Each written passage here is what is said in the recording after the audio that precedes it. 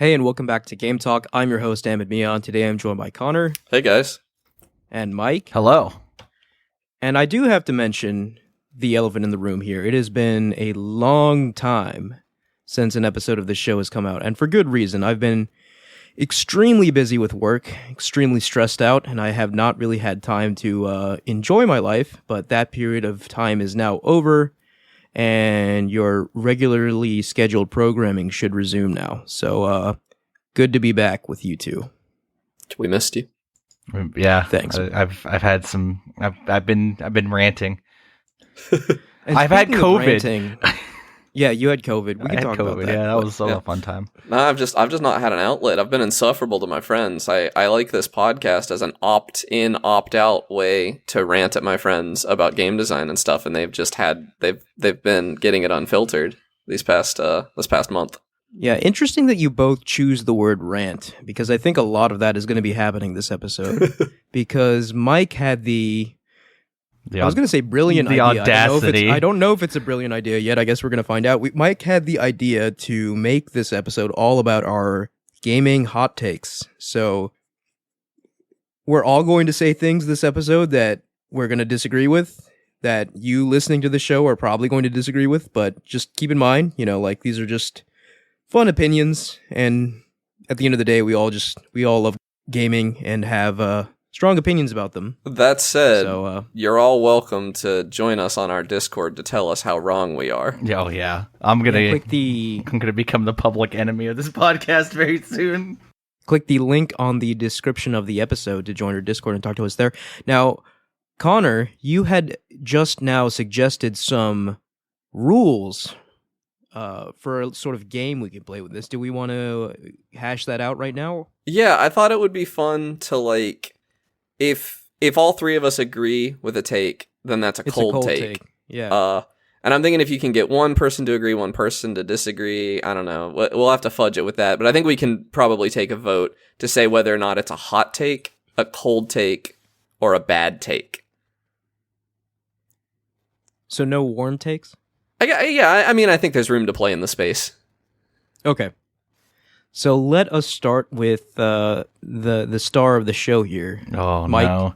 do you want to give your first All right, my first hot take is that I think hardware limitations net are really good from a design standpoint. Oh man, you told me this before the episode, and I thought it was a bad take, but you've reworded it into something I agree with. I was gonna say, I think I agree with this. From a design space, we've looked at AAA gaming now in the last two generations, where hardware limitations are no longer a consideration. Yeah, a lot of them are just getting out of control in their scope.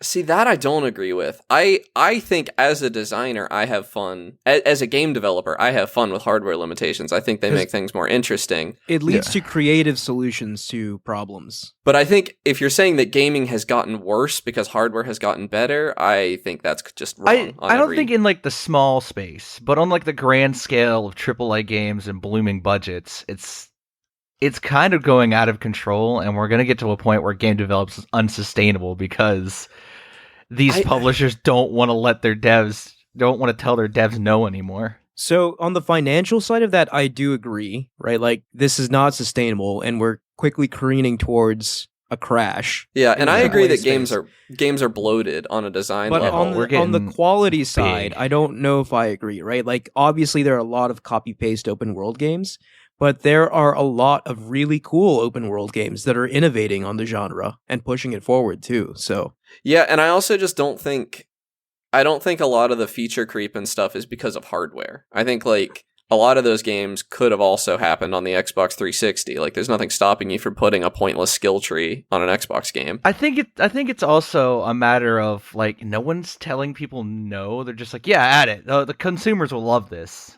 See, gone are the days that's true. Where a publisher will say, no, we can't do that. Now here's about $1,000 more, add a skill tree because that sounds cool, and we're going to put it in there, and the consumer will love it. And then it sells great. And they're yep, the consumers loved it because of this. So go ahead. I think this is a lukewarm take. Because people do like these games. I don't know. A lot, you're talking to gamers that don't like this kind of stuff. people who are really invested in the medium and stuff. But I think a lot of people don't care. And I'm just mad at gear systems, man. I'm sick of them. I want to play a AAA game without a gear system, but it's impossible. You're preaching to the choir. I just feel like I don't think that's as much like scope creep as it is like designed by numbers, like designed by committee, sort of. Like there's just a spec like, hey, this is a AAA game. It has to have this, this, and this. Regardless, it's like crafting systems last. Because these are the popular things at the time, right? Yeah, look at Tomb Raider, for instance. That's not even a fairly new game, but the Tomb Raider trilogy, those games would have been better without crafting. But crafting was huge at the time, like because the Last of Us did it, and Minecraft, and like I think The Last of Us is where it really kind of got its crafting from. I don't actually know the timeline there. I could be wrong, but it definitely is a similar crafting system done worse. And that game should have just been an Uncharted clone, and it would have been better. I agree with that. And I do want to point out like one thing, because it's been so long since we recorded, but I am glad and obviously I feel bad for the developers, but I'm glad that the reception to Suicide Squad Kill the Justice League has been so bad. Oh my god, that game looks terrible. That game just reeks of, these are the popular trends at the time. We're going to stuff them into this game, and you're going to make this game, right? Rocksteady, they're famously known for the Batman Arkham games, which are fantastic single-player Batman action adventure games. Yeah, and they were amazing, right? Like Arkham Asylum and Arkham City in particular were still probably the best superhero games I've ever played. I was going to say, not just good Batman games, but fantastic, like almost Game of the Year caliber video games. I mean, I think Arkham City won a lot of Game of the Year awards. Yes, Arkham City won, like, I think most of the awards that year. Yeah. But, Arkham Knight, Arkham Knight was good, would have been better without the Batmobile. It wasn't as good as the previous two. But for Rocksteady to go from that to whatever the heck Suicide Squad live Justice service League game is, it was just reeking of like someone told them like, okay, you have to make a game with this, and this. It has to have like a battle pass. It has to look like Fortnite, like it. And I was glad to see, like, because I don't think the developers at Rocksteady really want to make this game. I think they were told to make this game. I think it's a result of like publishers not realizing that games take on average about 5 to 7 years to make, and they're like, okay, the trends when this game was conceived were like live service and battle passes, and now all of a sudden it's like, oh, surprise, battle passes and live service games are failing en masse. And that's a great point, and Jason Schreier brought up that exact same point, right? Where like this game took like 5-6 years to make. That's crazy. And 5 or 6 years ago, yes, like Fortnite was like the new hot thing, and it was just like everyone wanted to do that, right? But then you go into a bubble and reemerge 6 years later, and it's just like live service game shuts down 2 months into release. Yeah, Rumbleverse. Exactly. Rumbleverse, a genuinely good game, is shut down 6 months into its life. Rumbleverse, but I mean, also look at the way more expensive failures, like Avengers, like Babylon's Anthem, Fall. Right? Like these games are harbingers that like. This is not like like a needle in a haystack kind of thing, and not just like a gold mine. Like I hate to say it, that Arkham, what is it? Gotham Knights could be a studio killer. Yeah. So no. So Gotham Knights was made by different people. Yeah, we're confusing two games here. So Suicide Squad, Kill the Justice League. Yeah, not Gotham Knights. Gotham Knights also apparently isn't as bad as everybody thought it was. I haven't played it yet, but I might. But it's not an Arkham game at all. Yeah, I don't know. Like, I saw that as well, and I was just like, I don't know about this. But, like, especially Suicide Squad Kill the Justice League, I was just like, who is this game for? No, because I was looking forward to that game, too. I thought it looked really fun from trailers, but they were all cinematic trailers. They showed gameplay. And then the gameplay was just, like, everyone in third-person shooting, and it was just, like, you could have at least come up with, like, creative ways to use these characters. I don't know, man. Like, I saw that, and I was just like, very disappointed that this is what Rocksteady has been working on for over half a decade. Yeah. I mean, I can kind of belay that, like, hardware... It used to be that live service games were not feasible, but now that everyone can make a live service game, everyone wanted to release one because, man, continuous money. Yeah. And that's the thing, right? Like, it's such a high-risk, high-reward thing, because, like, if it hits, right, like, it hits. If it hits, that can, like... propel you to epic levels of success. I think the problem is but the problem you shouldn't is like it start with a almost live, never hits. Like yeah. Fortnite even didn't really start as a live service game. They pivoted into that when they thought they had something. And I think that's probably the approach. Like, you should catch your lightning in a bottle and milk it for like 10 years. You shouldn't design it assuming that's going to happen. But I don't know how feasible that is. I'm just looking at like Deep Rock Galactic. I can't imagine they made that game assuming it was going to be what it is now. Be this massively successful game that's been going for 5 years with no end in sight. Yeah. But like we have to note that is the exception rather than the norm. Right? Yeah. Like you should make a good game first. Yeah. Fail, right? And like that kind of, I don't know. Like we'll get into Sony here in a minute because I probably have some controversial opinions about them. But Sony has purchased Bungie for that reason, right? They wanted Destiny, but more than that, they wanted their expertise on live service games. And half of the first-party games that they are developing are live service games, which is not what I want to hear as a Sony fan, right? I like Sony games for their strong, single-player, narrative-focused action-adventure titles. But, you know, Sony as well is going to chase that golden goose. And, like, granted, they might be able to find success due to the tools they have available to them, like Bungie and, like, a very prestigious first-party portfolio. But, like, we'll see, right? There's no guarantee that they'll strike gold like Fortnite or Apex Legends did. Or even Destiny. Or Destiny, right? Like, Destiny is one of the few that made it. I mean, and what they all have in common is that they released before 2020. And that is true, yeah. Like, all the good live service games that are doing really well all released around the same time. So they've had time to mature, and everything released past 2020 is kind of falling apart. Because it's really hard, because when you have your, 4 or 5 strong, popular games, if you release after that, you're going to have to tear people away from these games that they've poured hundreds or even thousands of hours into. They have the World of Warcraft problem. Tall like, order. Yeah. That's why Warframe's succeeding. If Warframe released today, it would have way too much competition. Yeah, it would have been a failure. But since it released first, it has substantial market share to the point where they can hold their own convention every year. And they were smart enough to be free to play early. Yeah. They were free to play in a period where free to play games were looked down upon. So I think, just taking a step back, I think we can agree that Mike's was a warm take. I don't have. I think I largely agree with a lot of the things you're saying, Mike. So I feel a little warm. Nothing too I wouldn't call it spicy cold, yet. But it's room temperature maybe. What else you got for me? Well, I think I'll go next. I'll let Connor go. I have another one, but yeah, I figure we can alternate. But I think. As someone who's a big fan of roguelikes, I think games like Hades that allow character progression between runs kind of miss the point of a roguelike. They don't give you the opportunity to feel what some more traditional roguelikes let you feel. And they kind of miss the point. I mean, that's the whole point of the roguelite genre, right? To have like a kind of not as hardcore roguelike. Some of them, yeah. With continuity between runs. Yeah, I guess my hot take is that there needs to be a more firm divide between roguelite and roguelike.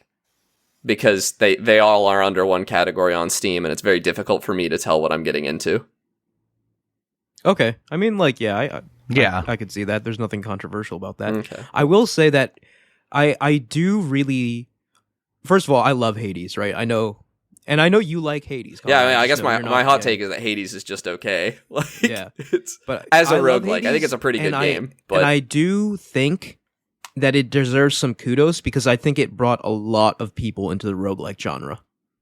It did, that might be my other. It did bring a lot of people into the roguelike genre, but those people are coming in with expectations that are somewhat antithetical to what classic roguelike fans like. Like, I saw some reviews for Returnal that were complaining very strongly about a lack of progression in the game because they didn't have between runs, and they were like saying they were a roguelike fan when really they were a Hades fan, and they were looking for those trappings, and they scored the game lower for not having what they believed were genre conventions that are not genre conventions at all. No, I agree. You know, like there is definitely like there's a reason why roguelikes are not like the most popular genre of game, Yeah. right? Like they're not like other games, right? Like you don't have that sense of you have a more focused sense of progression, right? You feel a sense of progression in that your skills improve, Yeah. which I enjoy that immensely. Yeah, But like and a then lot I of feel that games designed today are, you know, make your actual character better over time and Yeah. give you that dopamine. But that's why a lot like most people are not when they don't see that they think there's a feature missing. Yeah, but I think that Whereas adding it's- character progression of any kind waters down the experience significantly. Like Hades is saved by its amazing writing and like Amazing writing, pretty amazing good soundtrack. gameplay loop. Yeah, Yeah, but really good gameplay. If it was just the gameplay without those things, I think it would be a pretty bad. It's a poor roguelike. It's a good game, but I guess that's a cold take. It sounds like. Yeah, Yeah, the spicy takes. I Yeah, really like, can't hit argue us- with that. Hit us with something nuclear. Oh God. Well, here's one that'll anger a lot of people. Skyrim's not a good game. I disagree with that. It is a wholeheartedly. I absolutely like. As much as I played Skyrim, I kind of hate it. It's not great. Nope, this is a hot take because I do agree with you, Mike. I don't like Skyrim very It's much. just not a good game. Like, you went from Oblivion, where the quest lines are all memorable, to Skyrim, where there's like one or two memorable like side quest lines. Yeah, I think it's a very weak entry. In Elder I haven't Scrolls. played the Oblivion Fighters Guild quest line in almost 10 years, but I can tell you that taking drugs and accidentally committing like what was a medieval war crime stuck with me a lot. I don't think it's a bad game. I just think it worked its way into being a comfort game for so many people. Yeah, it it's, kinda like, came out at the remembered as right much better time. than it was. So here's the thing: the remembered is much better than it was. Could be at play here, right? Because the last time I really played Skyrim was when it released, right? Over 10 years ago now. So To be fair, there are people playing Skyrim literally right now. Like people replay yeah, this yeah. game constantly. it's very popular in the modding scene, and it's just popular in general. Like people are playing that. I think all the modding time. is the only saving grace for Skyrim.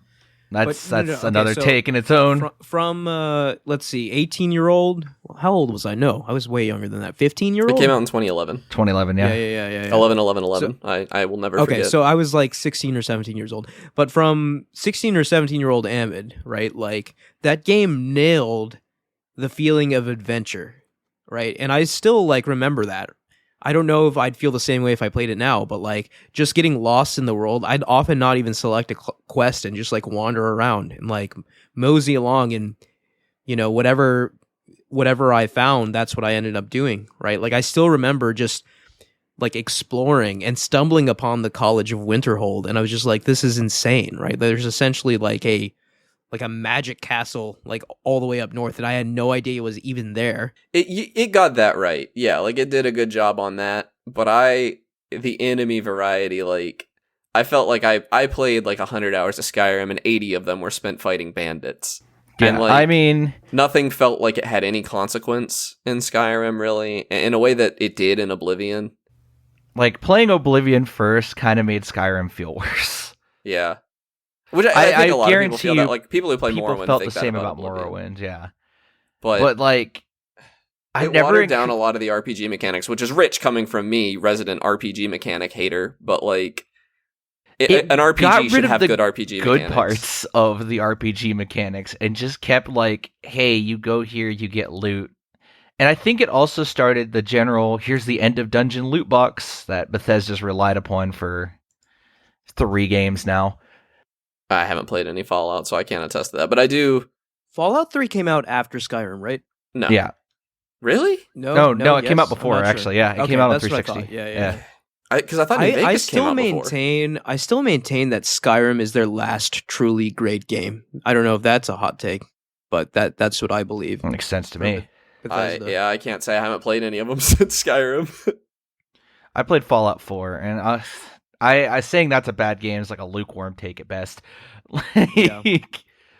But my criticism of Skyrim goes even deeper into like the writing in general. Like in Skyrim, everything just kind of happens around you, and you are the Dragonborn, but everyone's doing these things around you, and you're just kind of there. Whereas in Oblivion, you were a direct part. You were the hero of Kvatch.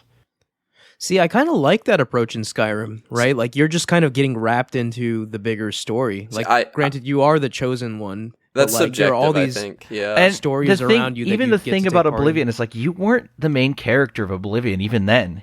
No, the Martin was it Martin was the main Martin character. Septim, yeah. And I love Man. that. I love not being the main character in an RPG. I like to just feel like I'm a person in that You world. are a very important side protagonist, but you are not like the be all end all. Go here, do this. Okay, I hear all the things you're saying, but like dragons and dragon shouts. Granted, dragons in video games not exactly a novel concept, but They like, did do the it way they better. were Yeah. the way they were presented in Skyrim was pretty revolutionary at the time, and the dragon shout system was very cool. And those were unique mechanics that Skyrim had that sort of like separated them from the other Elder Scrolls games. But you suffered still from a remember dumbed the down tension, magic right? Like, system. You're just in the woods, you're doing your thing, and then you hear a screech above you, and you see a dragon fly down, and all of a sudden you're just like in this mad scramble for survival. But then eventually know. that gets something obnoxious about it. because of the way they coded those dragon encounters. They became less amazing and more like, oh, another one. Because they cease to be a threat in mid game, and by the time you're encountering the better dragons, you've already like completed everything. I think what I'm hearing is that Mike found a hot take. I did. Really. I think that's I mean, like, I'm not gonna, I think that is a hot take, right? Like, it doesn't, like, anger me, but I feel like it will anger a lot of people. Yeah, People are going to be like, what do you mean Skyrim was bad? It had the Dragonborn. And then I'm just like, what about the magic system that they completely gutted in favor of just giving you plain spells that all do the same thing at every level? Yeah. Like... Yeah, I mean, losing magic customization killed me as somebody who loves that kind of stuff. Like, that made mages fun because you could just create a fireball spell specifically meant to clear a room of objects. I think I'm going to move on to another take. Do it. If that's all right with everybody. That's fine. This is another one that I'm really not sure how hot it's going to be in this room. I think it is in others, but I think hero shooters are boring. I hate choosing a character in a shooter. See, okay, so my opinion on this, I find them fascinating, but I feel like I do not have the willingness to put the time in to like fully appreciate them. So I guess what I'm trying to say is that I respect them, but I never play them. As an avid Overwatch enjoyer, I can kind of see it. They're not for everybody. I just like when I sit down to play a shooter, it's almost like the same way I feel about a roguelike. Like, I want to be on a level playing field with everyone, and I want it to be my skill versus your skill. And hero shooters, like, I'm not saying they're not skillful, but I'm saying that, like, the added complexity of character matchups and, like... I kind of like that added complexity, though. Oh, yeah. And again, this is talking as someone who, like, never plays these games, but I do like the fact that, like, it adds that extra level of required expertise to, like, the gameplay, right? Where you know that, like, okay, the opposing team has these characters and those characters have these abilities, so we'll have to counter it, like, with these strategies. I think that's a cool It's a element difference that of, gets like, added. game knowledge versus skill. And there are times that I prefer game knowledge, but when I'm playing a shooter, I really want, like, no thoughts. Like, I want it to be raw instinct, like, the whole time. Like, maybe map knowledge and stuff. See, but, like... Yeah. I like my preference. Yeah, go ahead. having come from like MOBAs and really enjoying RTSs and MOBAs. I like my brain to be engaged while I'm playing a game, and that's just my personal preference. And that's why hero shooters kind of grab me like no other shooter usually would. So I'm thinking that might be a warm take. Yeah, I can understand why people wouldn't like hero shooters because it's not just a direct skill contest, especially Overwatch. Overwatch is more based upon game knowledge and using your alt charge well than actually being able to aim well. So the one I'm thinking of mostly is Valorant. Valorant upsets me because it feels like they just took CSGO and then took a bunch of mechanics that used to be available to everyone and walled them behind characters. Yeah, I can agree with that with Valorant. I have being someone that played a good bit of Valorant and then kind of fell off because it's Riot Games and they don't know how to actually make fun games. They like just make games that are flashbangs good. being a character ability is so stupid. It like, really is. Everyone in CS:GO could buy a flashbang. And it has the problem that everyone has flashes, and it gets really obnoxious.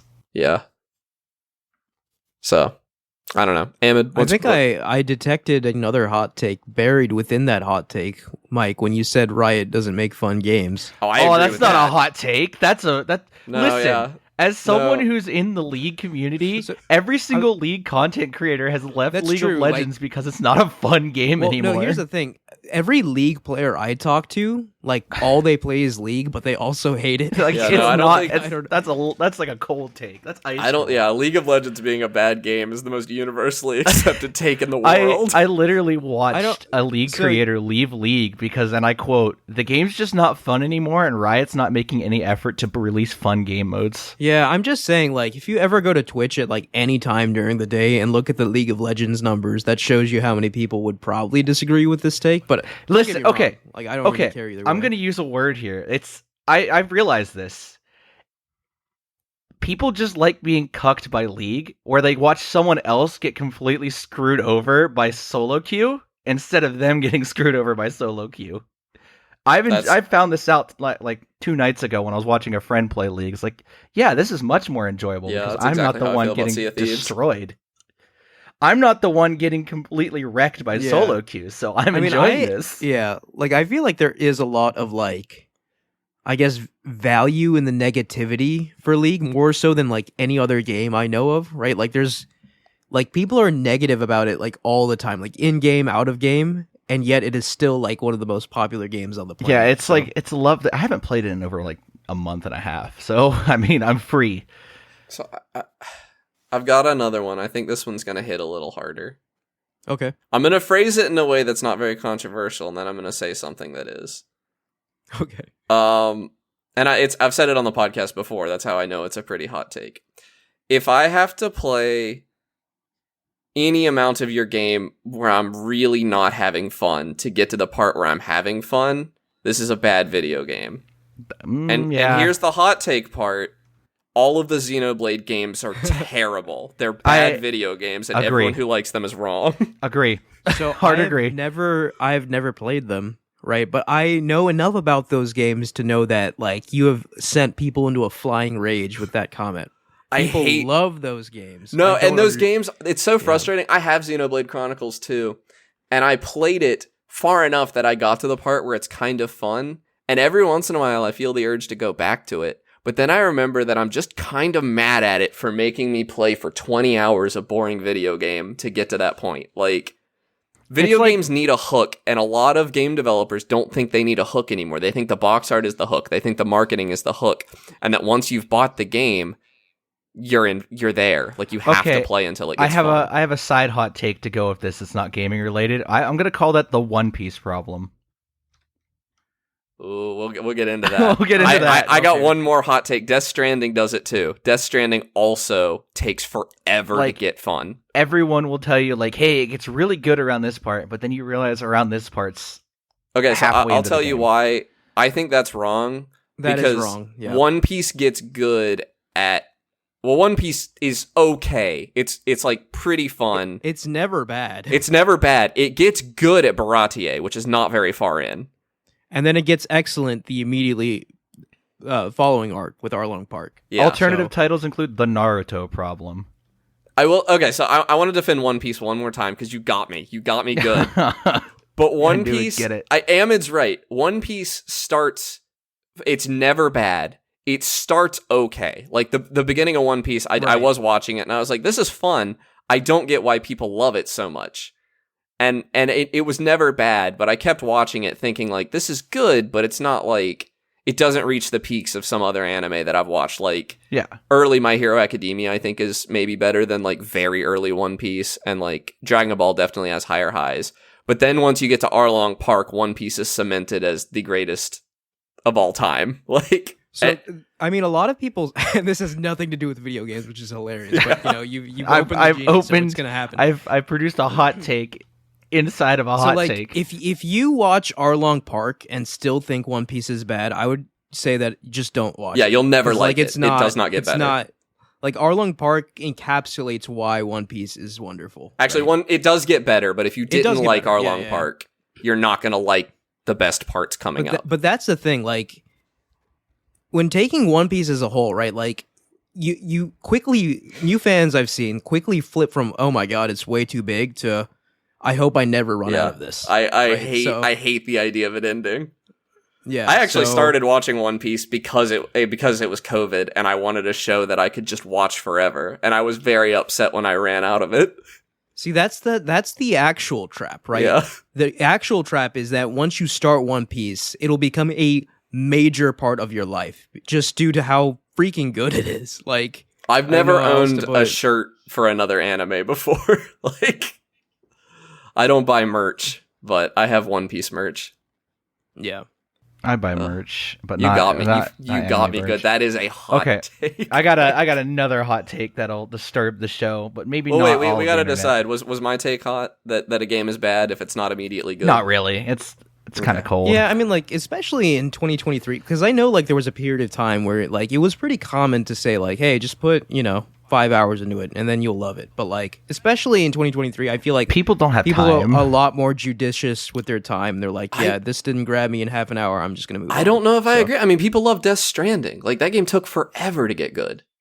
Okay, but here's the thing, like, it has the Kojima weirdness from, like, minute one, and that hooks a lot of people. Yeah, I think anybody that's into the Kojima weirdness will get hooked by it, but, like, I still need to sit down and attempt to play it. Speaking of games I've attempted to play, Breath of the Wild is not a good game. Hot take. Actually, no, not even. That's a bad take. I've tried to play this game twice, and either time it has not gotten me. And okay, so we have rehashed this argument a lot on the show, so we all know where we all stand. Yeah. I will say, in, I guess, almost defense of Mike, his opinion is not as rare as I once thought it was. I've met a lot of people who just notable didn't like it. Contingent of Zelda fans who really clamor for the old style of Zelda game. So I think I liked innovative dungeon design, and Breath of the Wild had like kind of cookie cutter dungeons for 90%, or not 90, but like 50% of its shrines. The dungeon, a lot of the I would say half the shrines are bad. Saying half the shrines in Breath of the Wild are bad is not a hot take. I would say about half of them are bad. It's like, here's a simple puzzle, and you complete it, and like that's it. The shrines are the worst part of Breath of the Wild, like, which is the part that I loved the most about Zelda games was the dungeons. Yeah. So it's like, so Zelda fans having that opinion about Breath of the Wild when they feel that way about dungeons makes sense to me. I can understand where they're coming from. I just don't understand how they could discount the other good parts of the game. Like, exploring that world made me feel things I've never really felt in any other video game. I think this is a bad take on wording. I think you not liking Breath of the Wild is perfectly fine. I think you have made your case for it. You've explained it, and I think I've tried. I've given it 2 tries now. Like, I've recently started trying it on emulation, which saying is smooth, by the way. But like, yeah, it is. It's good. I just can't get into it. But saying it's a bad game is a bad take because it's one of the most beloved video games of all time right now. Like, it revolutionized open world design. It didn't meet your needs as a Zelda game. Yeah, it really didn't meet my criteria for like games that I enjoy.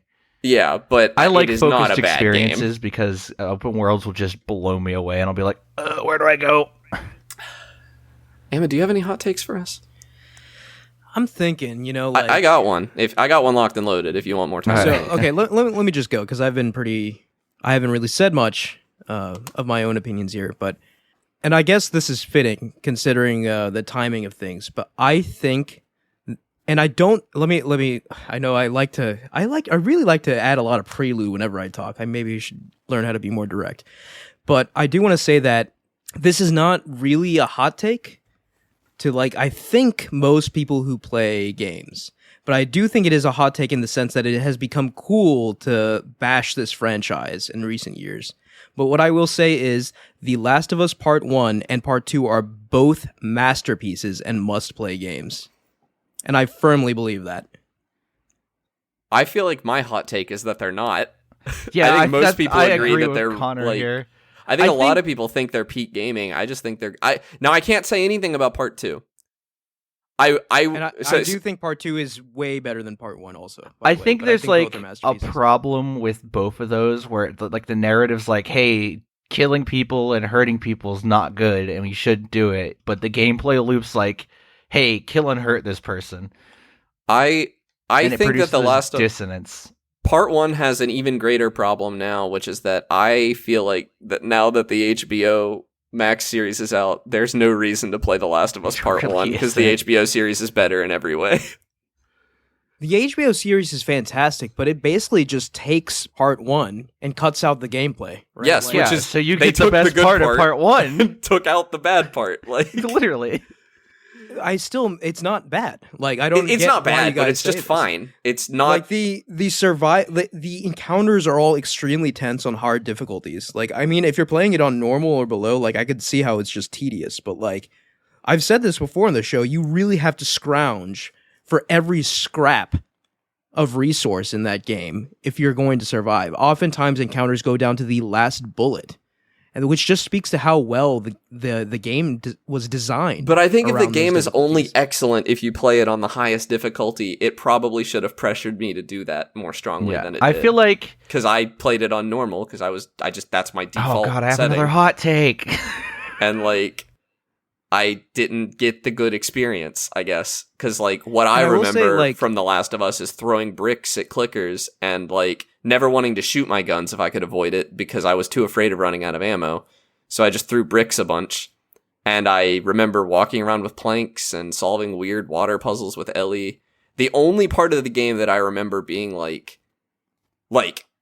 that left a huge impression on me, and it got me, is the cannibal section where I genuinely felt desperate playing as Ellie, and I was like, oh my god, like I genuinely just didn't know what to think. It was unclear where the story was going to go from there, and that was peak. That was extremely good, but the rest of the game, I think it's worse than Uncharted in almost every regard other than story. So I was going to say another thing about the story, right? Like the story, it really changed how stories were presented in video games going forward, right? Because like up until that game came out, like yes, obviously video games had stories, but like this game showed that a character-focused, grounded story could really, really work in a video game. Not unlike you would see on a TV show on HBO, for example. I mean, but what do you mean by grounded? Like Joel kills, like, you know, he one-man armies hundreds of dudes. Like, it's not that grounded. Yeah, I mean, I see what you mean, like, in the gameplay sense. But I meant, like, in a narrative sense, right? Like, the story was very small in scope, where it really sort of, like, zoomed in on one or two characters and their relationship with each other and how it evolved over time and how the world impacted that relationship. And I think that was a pretty unique thing, and it really showed that something like this could even be done in a video game. I think it's unique in an action game. I think RPGs had done it before. Yeah, RPGs had definitely done it before. RPGs have done it, but like the presentation, the way it was presented in this game was, I think, very unique and head and shoulders above most other things. And like this was like in a post Gone Home world, I'm pretty sure, and like, which is a very grounded story. And like, I mean, that's in the indie space. But like, so walking sims were getting started telling very grounded stories at this time, and they were as controversial as anything. Yeah, I don't know. I feel like anything I say about walking sims could be a hot take, so I'm not going to talk about them. And I also want to say that I think Part 2 is legitimately one of the best games ever made. I can't say one way or another. I have a hard time believing it, but I can't. And say. I think that is a more controversial opinion because obviously a lot more people. A bigger contingent hate Part 2 more than Part 1, but I think Part 2 is a masterpiece, and I would probably put it in my top 5 games of all time. I just think you value story a lot higher than I do in a video game, which is weird since my favorite game of all time is Outer Wilds, which is... I value story a lot, but like, I can't really think of that many games that have better gameplay than The Last of Us Part 2. I'll just say it. See, I haven't played it, so I can't say. Yeah. So... I got Last one. of Us Part 2 was a perfect marriage of gameplay and story. I will And, say, like, even though Mike and I disagree with you, I don't think that's that hot of a take. I think really calling them isn't. masterpiece, I think most people agree that those games are masterpieces. yeah, that's why I said like I started out that Yeah. way. I just knew that you two would disagree. with me, I so. strongly, I don't even necessarily disagree that they're masterpieces. Like, I think if you're gonna have a PS3, you should play The Last of Us. Like, I think- do think like the word masterpiece is thrown around way too much in modern Like, when gaming people- landscape. But I think I agree, Mike, but I do believe these are masterpieces. Yeah. so. at Here's the my same hot time. take.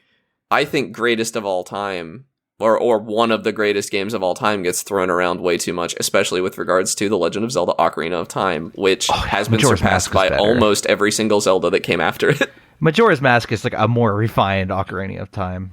Yeah. So what I will Like- say is that like It's a timeless game, and I agree with love you, it, but it didn't like age if you well. take into account like the historical impact, like But I don't think you should take into account the historical impact when you're talking about greatest of all time. Like, that is a very clear cut. It has meaning. If And- you want to give like historical context, I want to see Super Metroid's probably there too as like one of the greatest games of all time. no. But Super I think Metroid that's a normal has take, yeah. arguably never been surpassed, but in my opinion was not surpassed until Metroid Dread. Yeah, it is. It's set in motion its own kind of genre, which Ocarina of Time didn't per se. It didn't set its own genre. Well, of it set copycats. forward it set forward what Zelda was. Yeah, from it that set point like forward. its own series' kind of cadence. Kinda. It But- iterated on. I think A Link to the Past is where the Zelda formula started. Yeah, it kind of started in Link to And- the Past with like the dungeon. You go to dungeon, you That's true. clear Ocarina dungeon. of Time just brought it into 3D. Into Very 3D, well. which- I'm not dunking on that game. I do which at like the it. time, like, can you imagine just being a kid playing Ocarina of Time? Yes, for I the can first time? imagine. Like it. Yes, I was that kid. I guess you. Yeah, you were that Yeah, I was, I was also that that kid. kid, but I played Wind Waker first, so Well, yeah, exactly. What I'm getting at is like you've only played like 2D games up to that point. Yeah. and then you play Ocarina of Time. Like, how mind blowing. nobody had only played 2D games up until that point. Ocarina Star of Time Fox came out, existed. Yeah, Ocarina of Time came out in '98. Like, Super Mario 64 had been out for 2 years. Yeah, Oh, okay. Doom had Never been out mind for a while. Yeah, it was it was probably somebody's, but it was very few people's first 3D it was game. like Well, let me refine that to first 3D Zelda. Yeah, right? it was the Like, first. Yeah, Yeah. it was the first 3D Zelda. Yeah, for me, it was my first Zelda game. I think I played Link to the Past and Ocarina of Time at roughly the same time. So I mean, it counts. yeah. But it Yeah, I still think it's a fantastic like. I think I it's a would pretty good s- game. I've replayed I it. would still I would still probably give it like a 9 or 10 out of 10. I think I would give it a 9. of like the Zelda games that kind of came around that era. I think Majora's Mask deserves like the title of one of the greater Zelda games. I just Because get it took mad everything Ocarina of Time did and refined upon it and added on top of it. when we're looking at Metacritic scores. It just feels weird. I mean, I guess it's weird that Tony Hawk Pro Skater 2 is up there too, but Yeah. like, it feels 'Cause I think, weird like, that Ocarina of Time enters the discussion every time a game is like in the running for best game ever. I think historical, like older review aggregates are maybe not as, I don't know, because like Metacritic wasn't really a concept back then. I No. think, So yeah, I also feel like it's 98 on Metacritic comes from a weird place. But I don't know. Maybe Yeah. like 8 people reported I don't on know. it. I feel like that. I feel like maybe that might not be as controversial of a take as you think it is. Like I feel like Maybe it doesn't even make top Especially 10 with best Zelda. games for me. Like it doesn't make top 5 Zelda games. Like I mean, like I my favorite is Wind Waker, but I know that's not favorite's the Breath most of the popular Wild. take. Yeah. Well, I don't know. It's either Wind Waker or Breath of the Wild. that's what it is for me too. Those are my two favorites. I really liked Majora's Mask, man. I like Majora's Twilight Mask Princess is number too. 3 for me. Yeah. Twilight Princess was really good. We I just side like note, darker we stories. still have to do that episode where we rank or we do like a Zelda tournament. Like Well, we did for haven't Mario. played enough. Like how many 2D Zeldas We have you haven't. played? Yeah. Because I like don't know. I not haven't that All of played them. I haven't played Minish Cap, I haven't played Oracle of Ages or Seasons, I haven't finished A Link to the Past, I haven't finished any of the You can DS play, ones. Minish Cap on Switch now, which is cool. I did finish I finished Phantom Hourglass. But like there's just so many Zelda games I haven't played and I do not want to repeat. This is my other hot take is that our Mario tier list is just wrong because I think so. we got to a game where I was the only one who'd played it and both of you said that it didn't deserve to win. And that made me What so was mad. it? I'm 3? still bitter about it. Neither of you had Yeah, I played don't- Bowser's I don't Fury. remember. Oh yeah, And Oh, I also don't think you yeah. played Super Mario Bros. 3 yet. I think I you did might play have, Mike, 3. but you yeah, hadn't, I played Amid. 3. And Yeah. so I just don't want to do another tier list like that because We need to Well, like. if actually we be all more play the objective. games, yeah, if we all play the games, then I think it's fair. yeah, We but can that's do a it. lot of games to get through. Yeah, Some I of the don't know. games Like, aren't I feel like short. it's. I feel Yeah. like I mean I only need to play a few of the 2D ones. I I've think, played and a I'm Minish caught up. Cap, and I think I've pretty much almost finished Link to the Past. Like I've Yeah, gone far enough to have it. I've gotten I've far enough into played- Link to the Past. to have Yeah, an I played opinion. enough of Link to the Past. Same to with know Minish it's a- Cap. It's a masterpiece. Yeah, And I've played and I've Or not played Link to enough the of Past. Founder. I mean, Link's Awakening. I haven't played that much played- of Link to the Past. Link's I've Awakening beaten Link's slaps. Awakening. I've played enough of Phantom Hourglass to know that it's not my kind of game. yeah, that's fair. Um, The train one's haven't- exactly like haven't Phantom played Spirit Hourglass. Tracks, yeah. And then like Zelda 2, I haven't played. Yeah, I played But 1 like, and 2. yeah, I don't know. I think this thing is a lot more doable. But yeah, we can talk about that later. yeah. Yeah, now All right, let's keep it going. I- Let's keep I the gotta- juices pumping. I got another one. Making games unnecessarily difficult to the point of frustrating is not a good design decision. I mean, I didn't like Dark So, Souls okay. 2 either, but I was gonna say, Like- tell us more. What are you trying to say? Here? I'm like people view like difficult games as like this ultimate challenge, but to me it's like most of the time higher difficulties just get frustrating because either enemies are too tough to kill or they restrain your resources so much that like it's just not fun anymore. so You're just I sitting agree. there I playing think coward. I agree with you. Like, my version of this take is that you're not cool because you can beat a hard video game, Yeah, like you're like just a hard single. Like, not I don't cool. care I don't that you care. beat Dark Souls. Like, it. I feel good that I was able to beat it. I would never brag to someone about that because it's meaningless. Like, there's Yeah. just so many ways to skin a cat there. Like I mean, okay, so what I will say is like I'm totally the guy that will brag that like, hey, I beat Radon pre-patch solo Yeah. without summons. I I hear am that that and I guy. just don't care. Yeah. Like, that's meaningless to me. it's like it's meaningless. Who Like, I cares? think I you have probably great feel pride great in about this. it, and that's great. But like, Yep. it's not like there's a lot of people like I think a new Vegas mod comes to mind of like unnecessarily difficult to the point where it's just pain is Fallout Dust, where it kind of sucks all the NPCs out of the world and fills it full of tunnelers, and that just doesn't seem fun. Yeah, so Like- what I will say on this is like I agree to the extent that like I almost never play games on the hardest difficulty. Oftentimes I find like the next because I do like playing hard games, but I find that like oftentimes the hardest difficulty in a video game is like super unbalanced. Like enemies are just bullet sponges and you Yeah. just take too much damage. It doesn't really change the gameplay in a meaningful way other than just making it more annoying to play.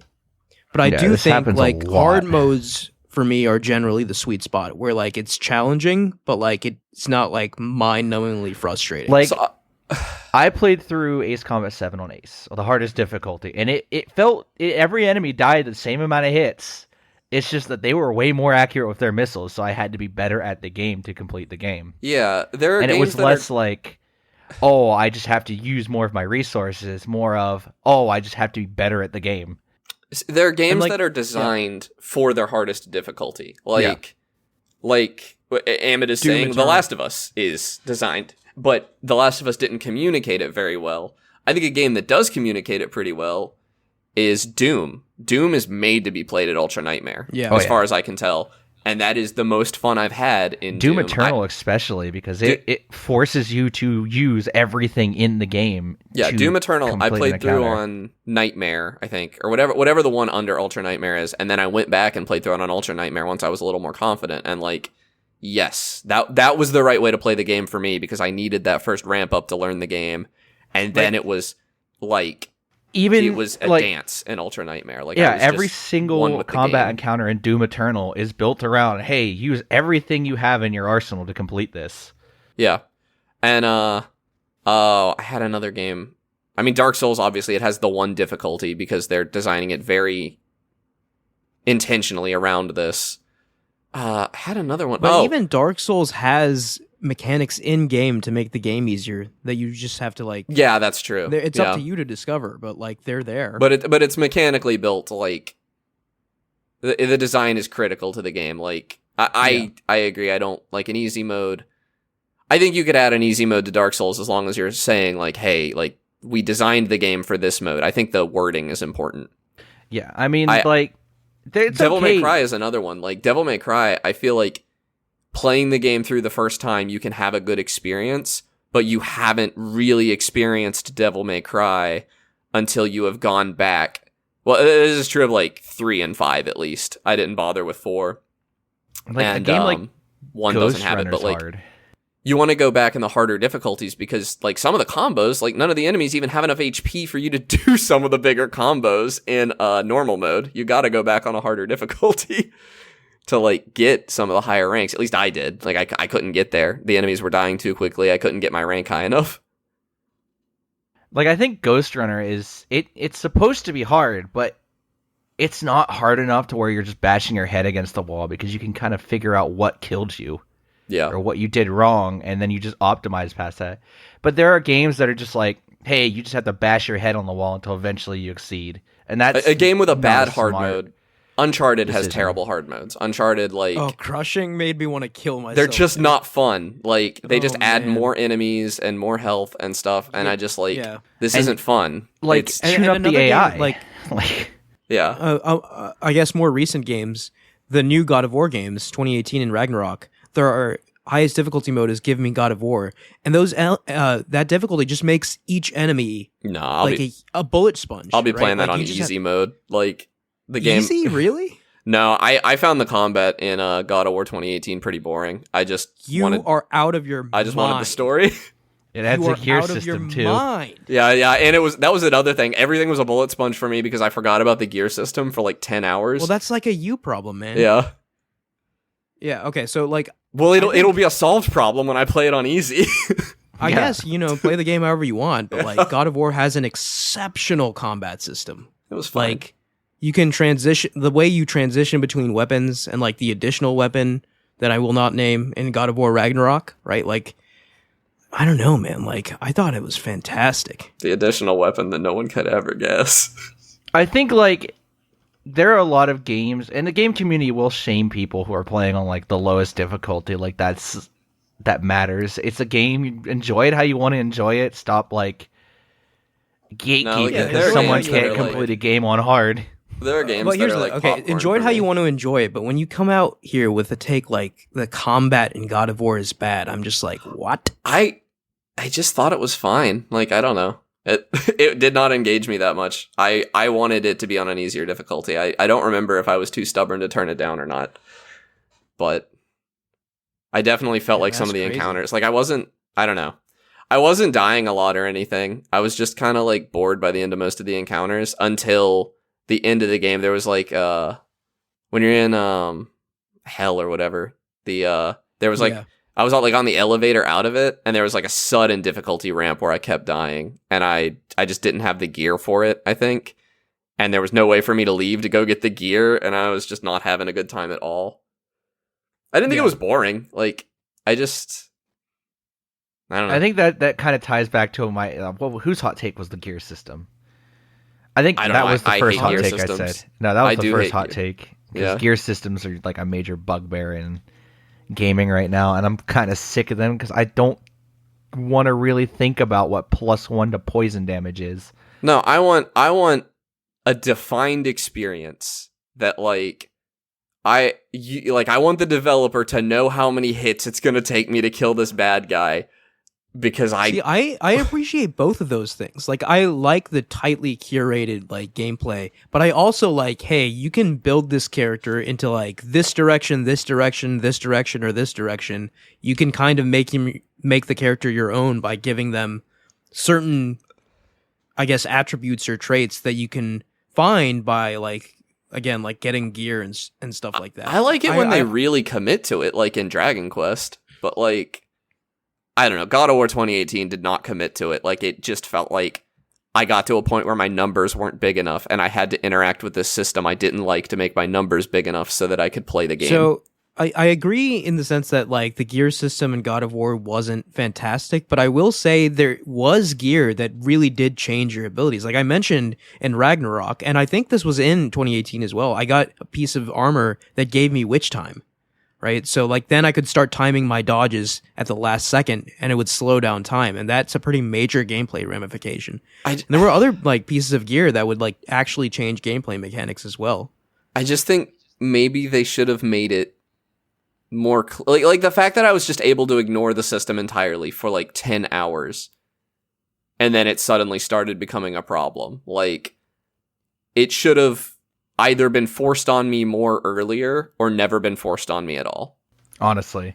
Yeah. I could see that, like, yeah, the witch time thing sounds cool, but like I was playing a game I really liked, and then I got to a point where I couldn't play the game anymore because of something I didn't even remember was in the game, like, was stopping me. And that wasn't very fun. I really can't yell at games that are just difficult to learn or whatever, because I play like Dwarf Fortress. Or something. Yeah. Like, that's fine. The difficulty in Dwarf Fortress comes from the fact that there's a lot of systems to learn, and not from the fact that, like, the game just throws garbage at you and in hopes that you'll eventually cry. And games like in a different vein, right? Like, get difficult to learn systems, like you were talking about with Dwarf Fortress, or difficult, like, mechanically. Like, I would say Sekiro is one of my favorite games, just because, like, your heart rate doubles when you play that game. Yeah, like, no, Sekiro shouldn't have been any easier, I don't think. Such an adrenaline rush. No, I think there could have been accessibility stuff in Sekiro, like a slowdown or something, so that more people could play it that, like, physically can't keep up. That's a totally different discussion.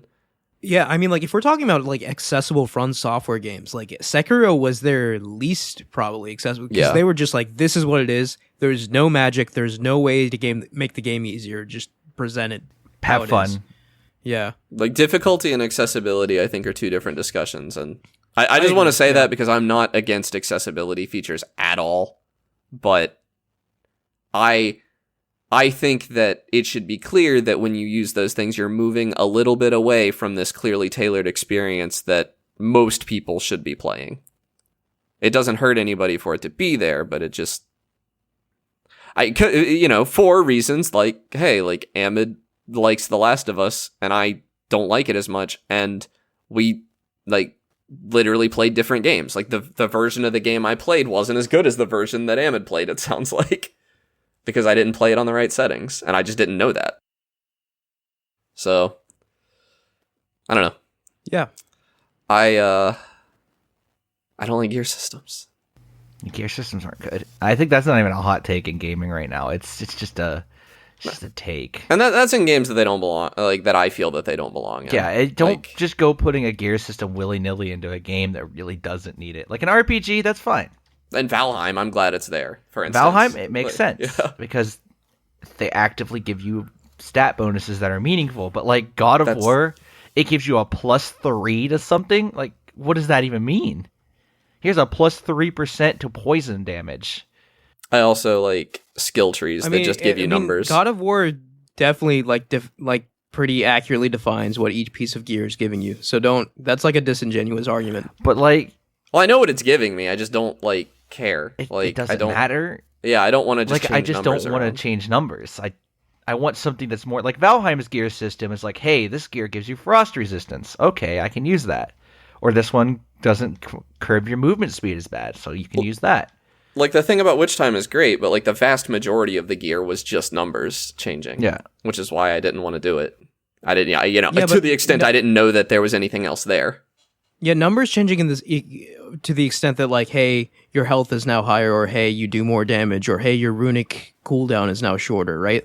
Like, I don't know, like, I agree with you in the sense that the gear system wasn't really necessary, but it does do stuff, like meaningful stuff to the gameplay, right? And that's where I think you two are incorrect. Yeah, but it also, like, you're ignoring what it takes away, which is, like, the whole thing that they wanted to talk about this game was all in one take, except it wasn't, because I had to open a menu and look at it for 20 minutes to figure out my stats, and, like... Yeah, that does detract from the experience, I think. Yeah, so, like... Like, opening a menu to fiddle with your gear just because, like, you need to it detracts from, like, a narrative standpoint. Like, hey, the player's going to spend 20 minutes in a menu here. Yeah, and there are games that do it well. Like, Noita has... Neither of you have played Noita yet, right? I've dabbled in it. Okay, but it has like these holy mountains in between each area, and like you're probably going to spend a few minutes in each holy mountain fiddling with menus because it has a very in-depth wand customization system. But that is Noita, like that's over It's half dead the time game. already. Yeah, Like so, you're in between areas, so you're not like breaking the flow of an area to fiddle with your gear. Okay, in God of War's defense, I didn't like stop in between fights to change my gear. It was usually like in between missions or something or quests or whatever, but it's still I didn't want to do it. And in Noita I do want to do it. In But Noita, it feels like it's organically part of the game and not just like there. Noita also only has 2, I think, spells that are just number increases. So Yeah. Like But so yeah. fiddling around with a wand in Noita is like, hey, here's a fireball spell, but you could get the magic missile. And they do 2 separate things, whereas like yeah. in some games, like this one does plus 10 damage and this one does plus 9 damage, but it has a poison effect. Yeah, I definitely don't like Which one do you optimizing want? gear either. Yeah, I just don't want to spend my time optimizing a build. I want to have fun. I hate optimizing builds. That said, I don't know how hot of a take this was. Like Ahmed disagrees, I think, but so I guess by the rules of the game it's a hot take, but No, I don't think it's hot. I think it's like a warm take. Yeah, I Yeah. think like gear systems being bad is just. I mean, I agree to the extent like, and a lot of this is just me like being a little more argumentative than I usually am, just for the sake of the episode. content. Yeah. just for the But- sake of content, I but, love like, it. I do think that like, yeah, I think a lot of games have gear systems that don't need to be there. But what I will say, and I do believe this, is that like, I do think, yes, they add some value, but the question is like, should they even be there or not? Like, do they add more value than they detract? yeah. I agree with that. Yeah, they need to add more value, but than they detract. And I guess I just disagree about where that line is because I think most games that have gear systems shouldn't. This is another take I have said a few times on the show, which is that like games need to learn to just cut stuff out when they're not working. And when, Yeah, like- some stuff's not fixable. Feature and, creep like- is a major problem. I God of War doesn't need puzzles. Like most of them should have just not been in the game because they didn't add much. I would have rather like a walking and talking section than a puzzle that had Yeah. the answer explained to me. Like feature creep in AAA spaces especially is getting out of control. Yeah. I don't think the puzzles in God of War fall under feature creep. I think they Like- fall under a good idea that didn't pan out and they left it in anyway. I feel like Fallout 4 is a poster child for like feature creeps. Like, let's add a settlement building system. So, one thing I will say about the puzzles in God of War, puzzles have been a part of God of War since the beginning, right? So I think that's more of a case of just like sticking to the DNA of what the series is, rather than like trying to shoehorn in something that shouldn't be there. That's fair. I don't think they were shoehorning in something that shouldn't be there. That's not what I'm saying. I'm just saying it wasn't working and it should have been removed. Yeah. Just on merit of it, like it wasn't working and it's still in the game for some reason. Like, Yeah, I don't know if I agree with that. I think like they weren't the best puzzles you'll ever find in a video game, but they were serviceable in that they broke up the pacing and they allowed you to cool off after like a high like intensity moment and stuff like that. yeah. Whose take? This was Mike's take, right? Gear systems? Yeah. I think it was both of ours. I don't know anymore. I'm lost, Yeah. man. Yeah, a lot of tangents. A lot of tangents. That is how we record. Yeah, I think I don't know. I don't even know if this is a hot take, but I've lost it already. Should I unload my nuclear barrage? Yes, Yeah, go for please it. do. I think console game is better than PC gaming. Okay. Would love to hear your thoughts on this. I disagree strongly, especially in current year. In current year, yeah. Maybe I think in if you had current said year- this in the I think in GameCube current year, the argument is stronger than ever. Like most of the PC ports that come out are broken in some fundamental way. that's just not true. that's not true.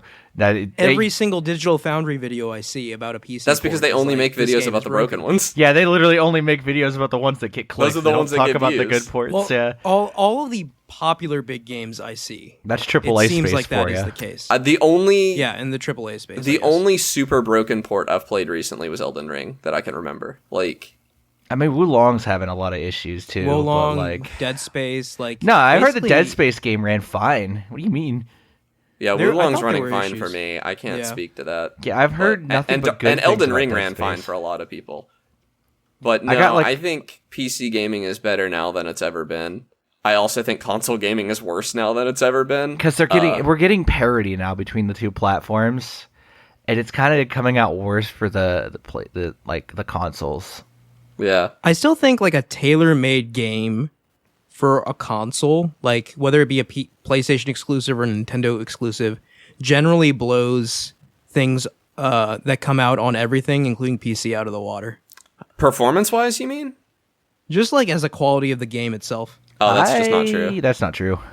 Well, I think exclusives are way better than most third-party games. Oh, that's just a bad take, I think. Well, I played some really good third-party games. I've played some in the last insanely good couple years. third-party games. Like, I mean, don't get me wrong, I enjoy them as well, but like there's a reason why I have like a PlayStation and a Switch and also a but there's PC, nothing right? Like, about it being like, okay, are we going to still call Uncharted 4 an exclusive when the PC version is definitively the best version available? Like, I guess it's like a timed exclusive now. Right? yeah, Like, there's a reason they're bringing all of these games to PC, and it's because like most PC gamers aren't going to buy a console.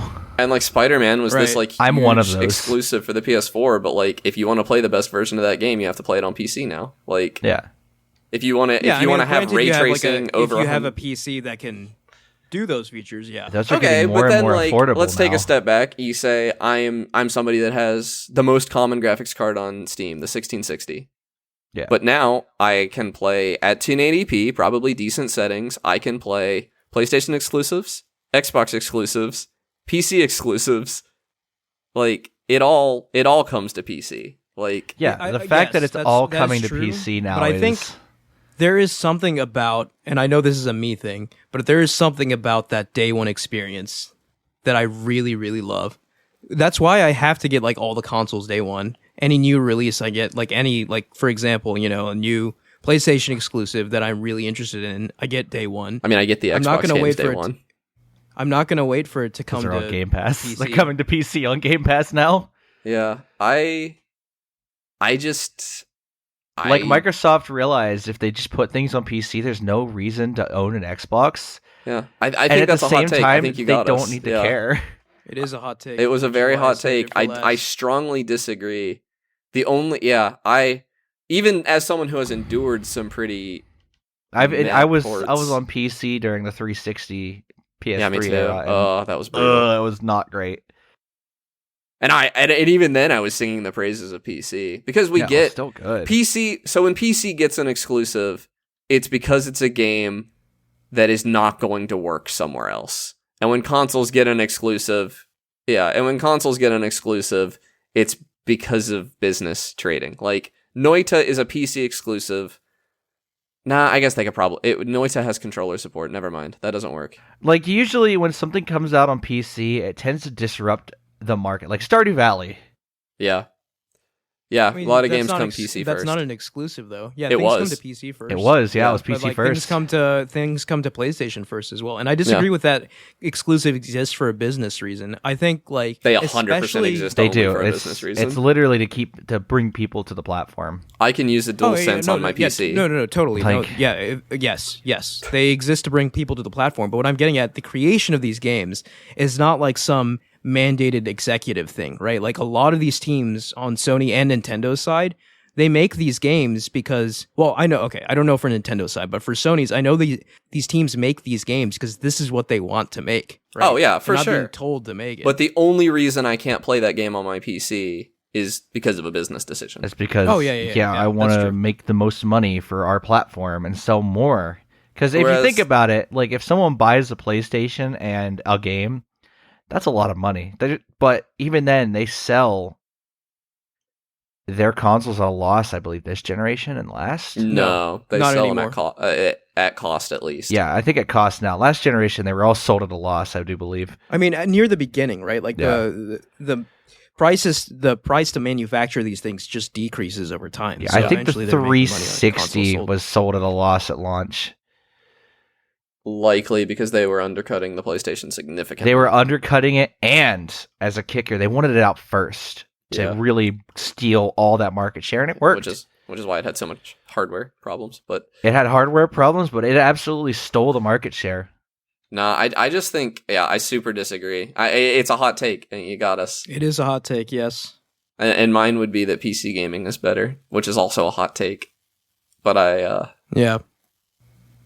I don't know, but I will say PC gaming's not for everybody because, like, you can run into issues PC gaming. And if you're not willing to do that, then if you run into issues PC gaming, you can fix them. And a lot of people don't want to fix them. If you run into issues console gaming, you just live with it. And yeah, you just deal with it. That's what a lot of people are going to do anyway. So, like, the fact that, like, I can the PCs are more modular, so you can keep them up to date with very little headaches.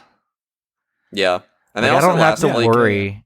They last longer than people think they do. Like, I've had PCs last me 2 console generations before. I mean, don't get me wrong. Like, I really like my PC, right? But, like, I still play everything basically on my PlayStation. And I think, like, obviously there's a lot of games that most games, I would argue, would be better on this thing. But there is something just sort of special to me about a console. Maybe that's just like an old way of thinking. There's a hole in PC gaming that still Steam tries to fill it with their big picture mode. But there's a user interface hole in PC gaming, which is... I just hate that when I boot up my computer to play a game, I look at Windows I first. shouldn't have to... I hate that. There should be a way, and I have it very close. I can make my PC switch to my TV, and Steam Big Picture mode comes up. And that's, like, with just controller inputs. I never have to touch a keyboard or mouse. I have that set up. But the problem is I still can't see my game. And I think it's embarrassing. This is an aside. It is embarrassing that Xbox doesn't have a controller-friendly app on PC. Like, I can't play my Game Pass games without using a mouse to get to them. That's so stupid. Controller friendliness for PCs is something that they're like Steam has revolutionized the controller friendly game. The Steam controller did a lot more than people thought it did. No, I can access... So I have apps that automatically add my Epic games to Steam. So I can do almost everything on my PC through Steam Big Picture mode, which is a console-level experience now. Yeah. They've updated it. It looks good. They put the Steam Deck UI on PC, essentially. What's amazing is that, like, even though Steam had a failure with, like, the Steam machine and the Steam controller, they still shoehorned in a bunch of features that ended up, like...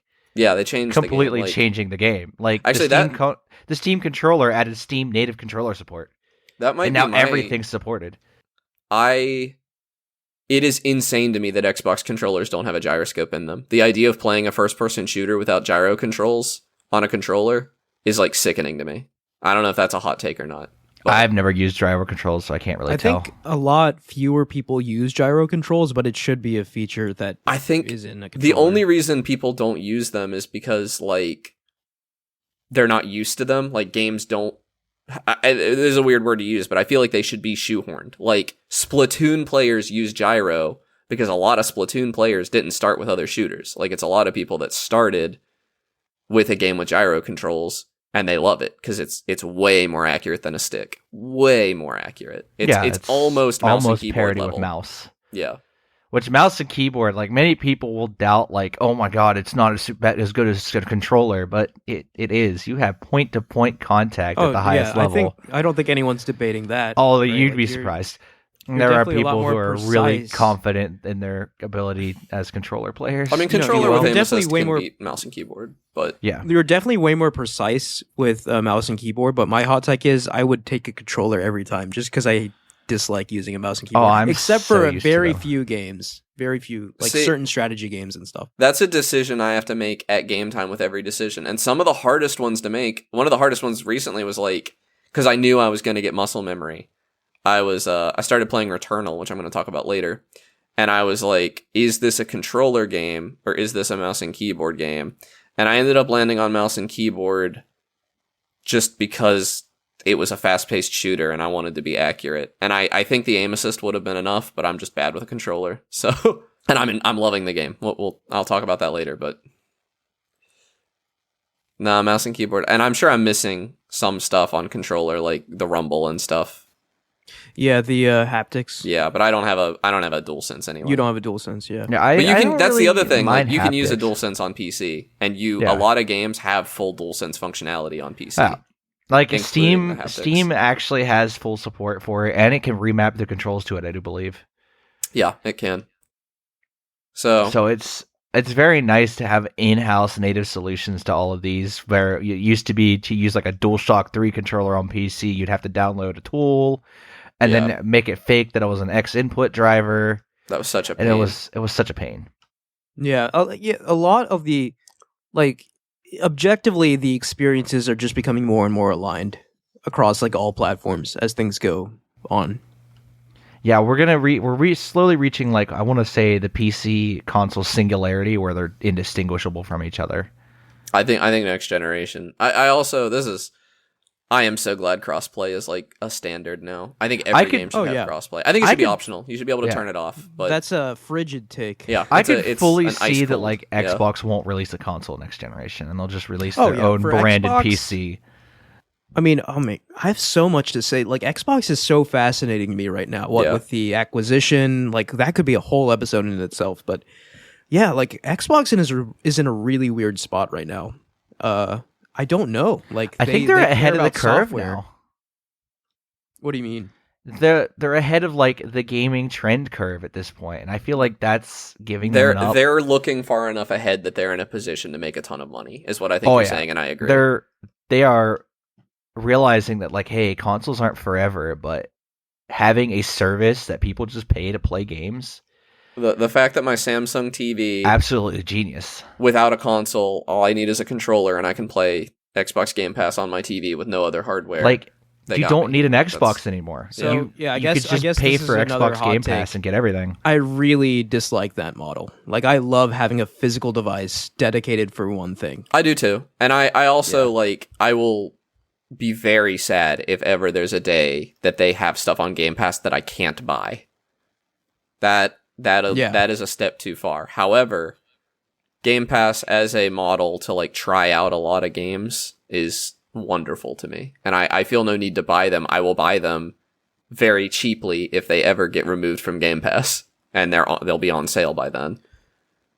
I guess that's another kind of controversial thing. Like, I recognize that Game Pass is a great deal, but like, I'm just not too big of a fan of it. I don't like that I don't own the games. I just don't like that. I get that, especially because there are a few that I like downloaded and sat in my backlog, and then I'll get like a notification that's like, hey, this game you were going to play it's getting removed from Game Pass March 14th or whatever. And at that point, I'm just like, I don't want to rush through this game. I'm just not going to play it now. So it just kind of falls off. But that doesn't usually happen with games I was excited about anyway. They were just games that I thought looked interesting.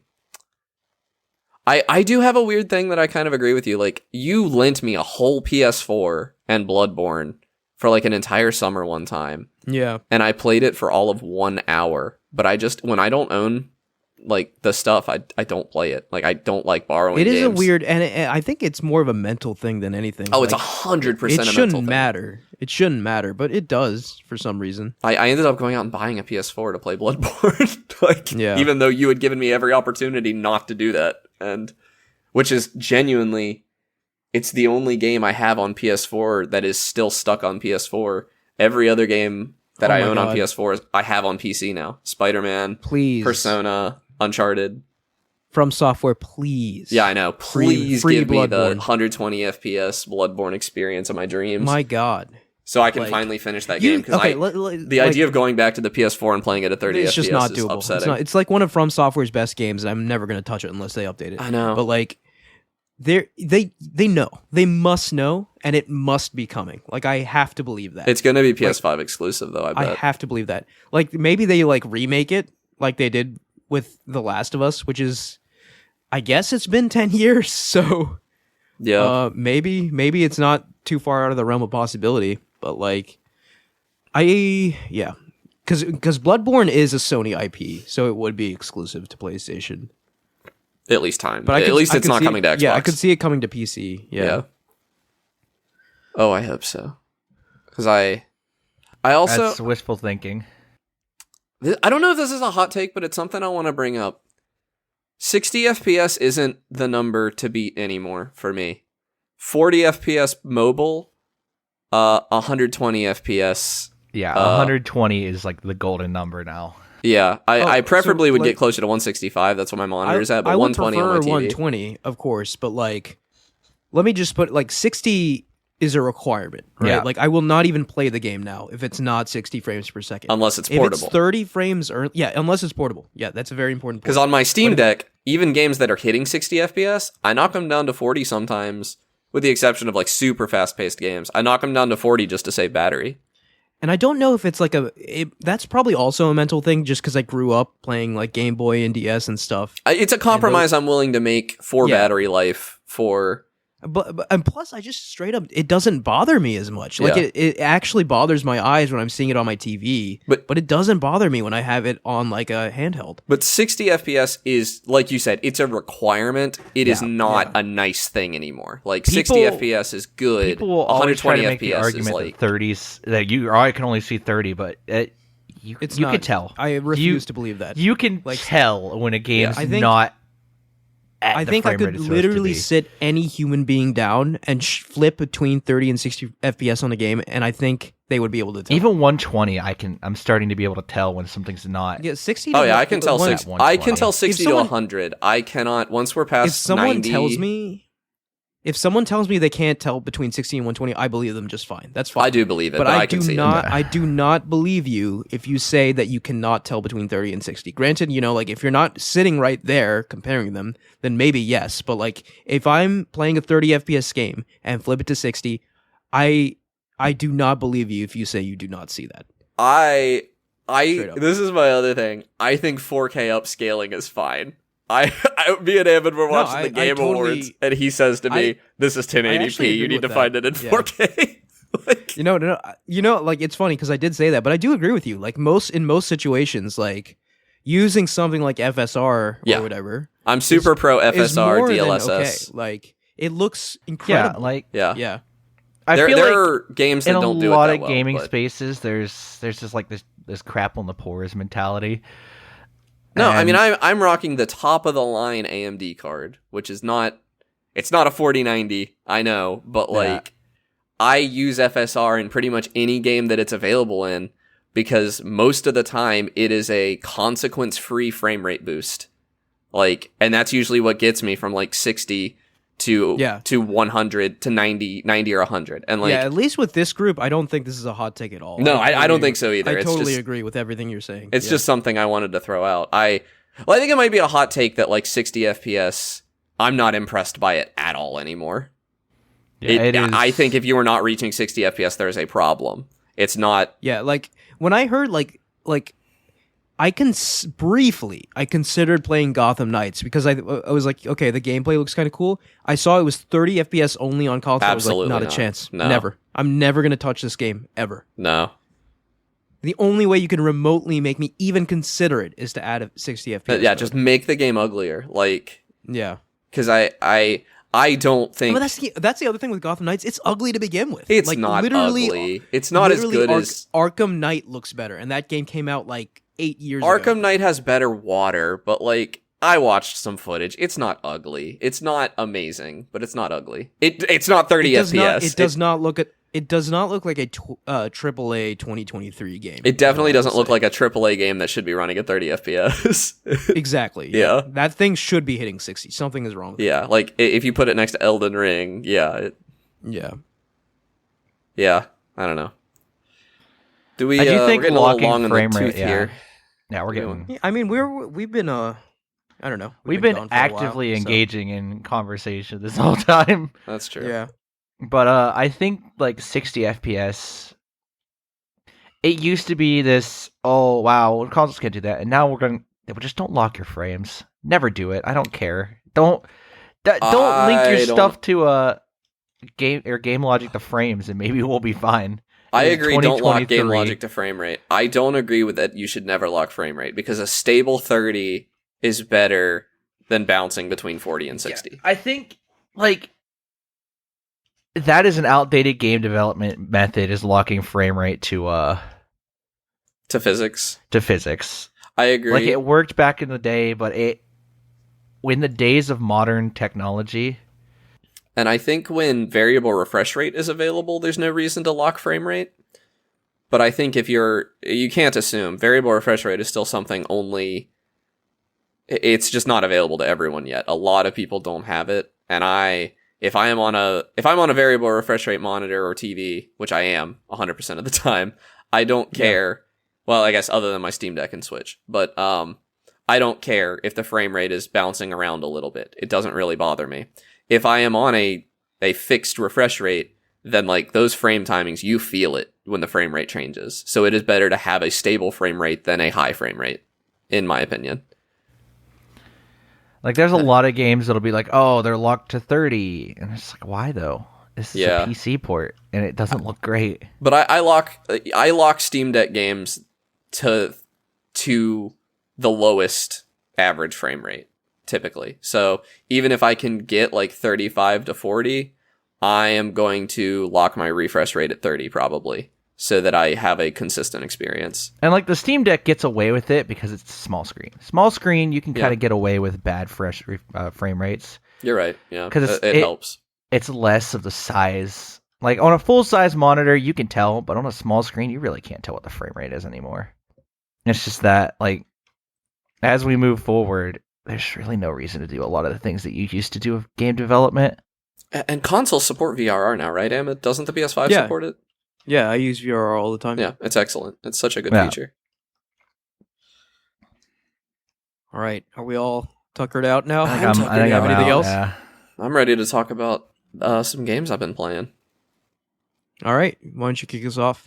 I'm gonna start off with Returnal. I want to start strong. Returnal. It's a good video game. I knew this was gonna happen. I had to go home for a week to help my mom with some stuff, and I tried to play it on the Steam Deck. That is not a Steam Deck game. It was running at like 20, and that's just not gonna happen in Returnal. Especially in a game like that, so fast, the action. But I want to say we were worried about this one as a PC port. It's fine. At least I am running it. I guess I don't have a lot to say. It definitely has the trappings of a good PC port. It starts with a settings screen and like lets you run a benchmark before you ever drop into gameplay to see how the game is running under situations that are genuinely more intense than the gameplay ever gets, and that's really smart. It's also just like beautiful benchmark. The video is cool. But I maxed it out and I'm getting I think I dipped down to the 70s under intense load, but it's usually 90 to 120 on my PC and VRR, so I don't mind. So I think it's a good PC port. I'm running it maxed out, ray tracing on everything, FSR, of course. And I don't know. We were worried about it because I think originally it said it was going to need 32 gigs of RAM, and I only have 16. But I'm running it with 16. There are no load screens. There's no, like, it seems to utilize my PC's SSD, like, the way that it utilizes the PS5 SSD. I don't know. It seems fine. And this is like one of the first PS5 exclusives to come to PC. So it's great. But on a non-technical side, I love this game. I love this game as a roguelike, but I also love this game as something that feels like it learned from Hades a bit. Like the way that it drip feeds you story between your runs a little bit, and like you go into the house, which is like a PT looking house, and some spooky stuff happens, and like the cutscenes are good. I think the world design is good. It reminds me a lot of Metroid Prime, which is funny that the Metroid Prime remaster and Returnal on PC came out around the same time. I love it. Have you finished? I have not finished. No, I have not made it past the biome I was at last time we talked. I made it to the halfway point where the game changes a little bit. All right, okay. And I have not... No, I did make it to the next biome after that, but I've not made meaningful progress because I had to go stay with my mom, and then some other stuff came out that I wanted to play, and then I just haven't had time to get to it. I'm loving it, though. It is... I don't know if it's an early game of the year contender for me, but it might be. I mean, it's going to be a tough race this year, but it's a very special game. I think Returnal was the game of the year for me when it came out. I think it was, PlayStation 5. And I think Housemarque in particular, they just really nail gameplay Like their previous games were nothing like Returnal, right? I mean, they were similar in the sense that they were like almost kind of like bullet hells, but they were like arcadey 2D experiences. Yeah. This is the first sort of jump they've taken into like, okay, we're going to have like a character, we're going to have like a story. And like, I really think that Housemarque is a very special studio, and I'm very excited to see what they do next. Because I think they've got some real talent there. I agree. Returnal is extremely fun. The only thing, like, as far as roguelikes go, I think that the abilities you get are a little lacking. Like, I never feel like I'm on a runaway run in Returnal, or at least I haven't yet. I just get a pretty good run where my numbers are pretty good. And that's fine, though, for the type of game this is, where it is definitely more about skill than luck. Luck just doesn't feel like it plays a huge factor. There are some combinations that just like make you steamroll everything. But like granted, like not to the extent that it happens in other roguelikes, I think. Yeah. Like, you still are in danger at all times, I think. Yeah. And I just think that's the kind of game they wanted to make, and I really like it. I feel in control all the time. Like when things are going bad in Returnal, it is my fault. I did not get screwed by RNG. And I just having a very good time with it. The gameplay is immaculate. But like sorry, go ahead. No, it's just one of those things. Like I don't think I can sit down and play a run of Returnal. It is definitely a sit down and play this game for a few hours kind of game. Yes, that's how I consumed it as well. Yeah, I remember how you consumed it. You stayed up all night. Yeah, I literally just stayed up all night and finished the game. And I do want to shout out the horror elements in this game, because this game like instills like a sense of dread in you that I feel like is hard for a game to achieve. But just like the alien world actually feels like an alien world. And you feel the sense of like this pit in your stomach of like the unknown and how horrifying like the things you're facing are, but like how am I going to get off? Yeah, and I do think and, like, that the house scenes are also like ripped straight out of something like, you know, Silent Hill or something like that. The protagonist also fits very cleanly in the pantheon of like badass female protagonists in sci-fi. And she's like a middle-aged woman too, which is not something you really see in video games, which is neat. Nah, but it's really good. I like her voice actor. I've got no complaints about the protagonist. I think she's very good. I think the logs I find are interesting to read. I do wonder. So the PC version came with the DLC. And I actually haven't tried the DLC yet. It's called The Tower, I think, and it seems to have its own story, albeit it definitely doesn't have as much graphical variety as the main game does. And I just don't know if I should play that now or later. I don't know. I think I'm going to play through the main game first. Because the main game I was enjoying more, frankly. I played one or two rounds of The Tower. I know there's like some element of asynchronous multiplayer as well. There is. I haven't touched that. Well, it's not. There's asynchronous multiplayer, but then there's also just straight up co-op. Like you can play it with a friend. There's co-op now too. Okay. Yeah. Like I wish it was cross-platform. We could play it together. That'd be sick. I actually don't know. So just like the full game, or is it like a special mode? It is the full game. Huh. Yeah, I don't know if it gets harder. How does that work? Like lore? Do they try to work that into the story or something? Or is it just time is convoluted and lore dran is basically what they say. Like there's like a time space vortex you jump into, and it lets you join somebody else's game. I mean, that's a stellar way to describe how co-op works. The same person with the same character. Well, it also fits the story of Returnal because Returnal is a time loop game. Yeah. So it just works. You find your own dead bodies all the time. You know. Is it really that wild to find an alive version? A live one? Yeah, that's true. Yeah. So I think it fits cleanly. I haven't even played the multiplayer at all because I don't know who I'd play with. And I don't want to play with randoms. It's really... I think Returnal is a very special game. I do feel a bit saddened by the fact that I don't think it sold exceptionally well. Like, I don't think they're going to make a Returnal 2. But whatever Housemarque does make, I have full faith that it'll be fantastic. Well, I guess I haven't beaten it. I'm okay with it not being Returnal 2, because nothing about it so far has, like, screamed sequel to me. Yeah, I mean, I just really, like, I don't know. I would just like to see these same elements in another game. Mainly, like, the sci-fi horror and, like, the frantic gameplay. Like, obviously they can do that and just call it something else, but... So I haven't seen a lot of hints to it yet, but I think I remember you mentioning that this game has a true run, much in the same way that like Spelunky does. Like a lot of roguelikes will have a special type of run you do where you like meet some requirements to get a special ending. I am excited to dig into that in Returnal. I think this game has potential for that to be very cool.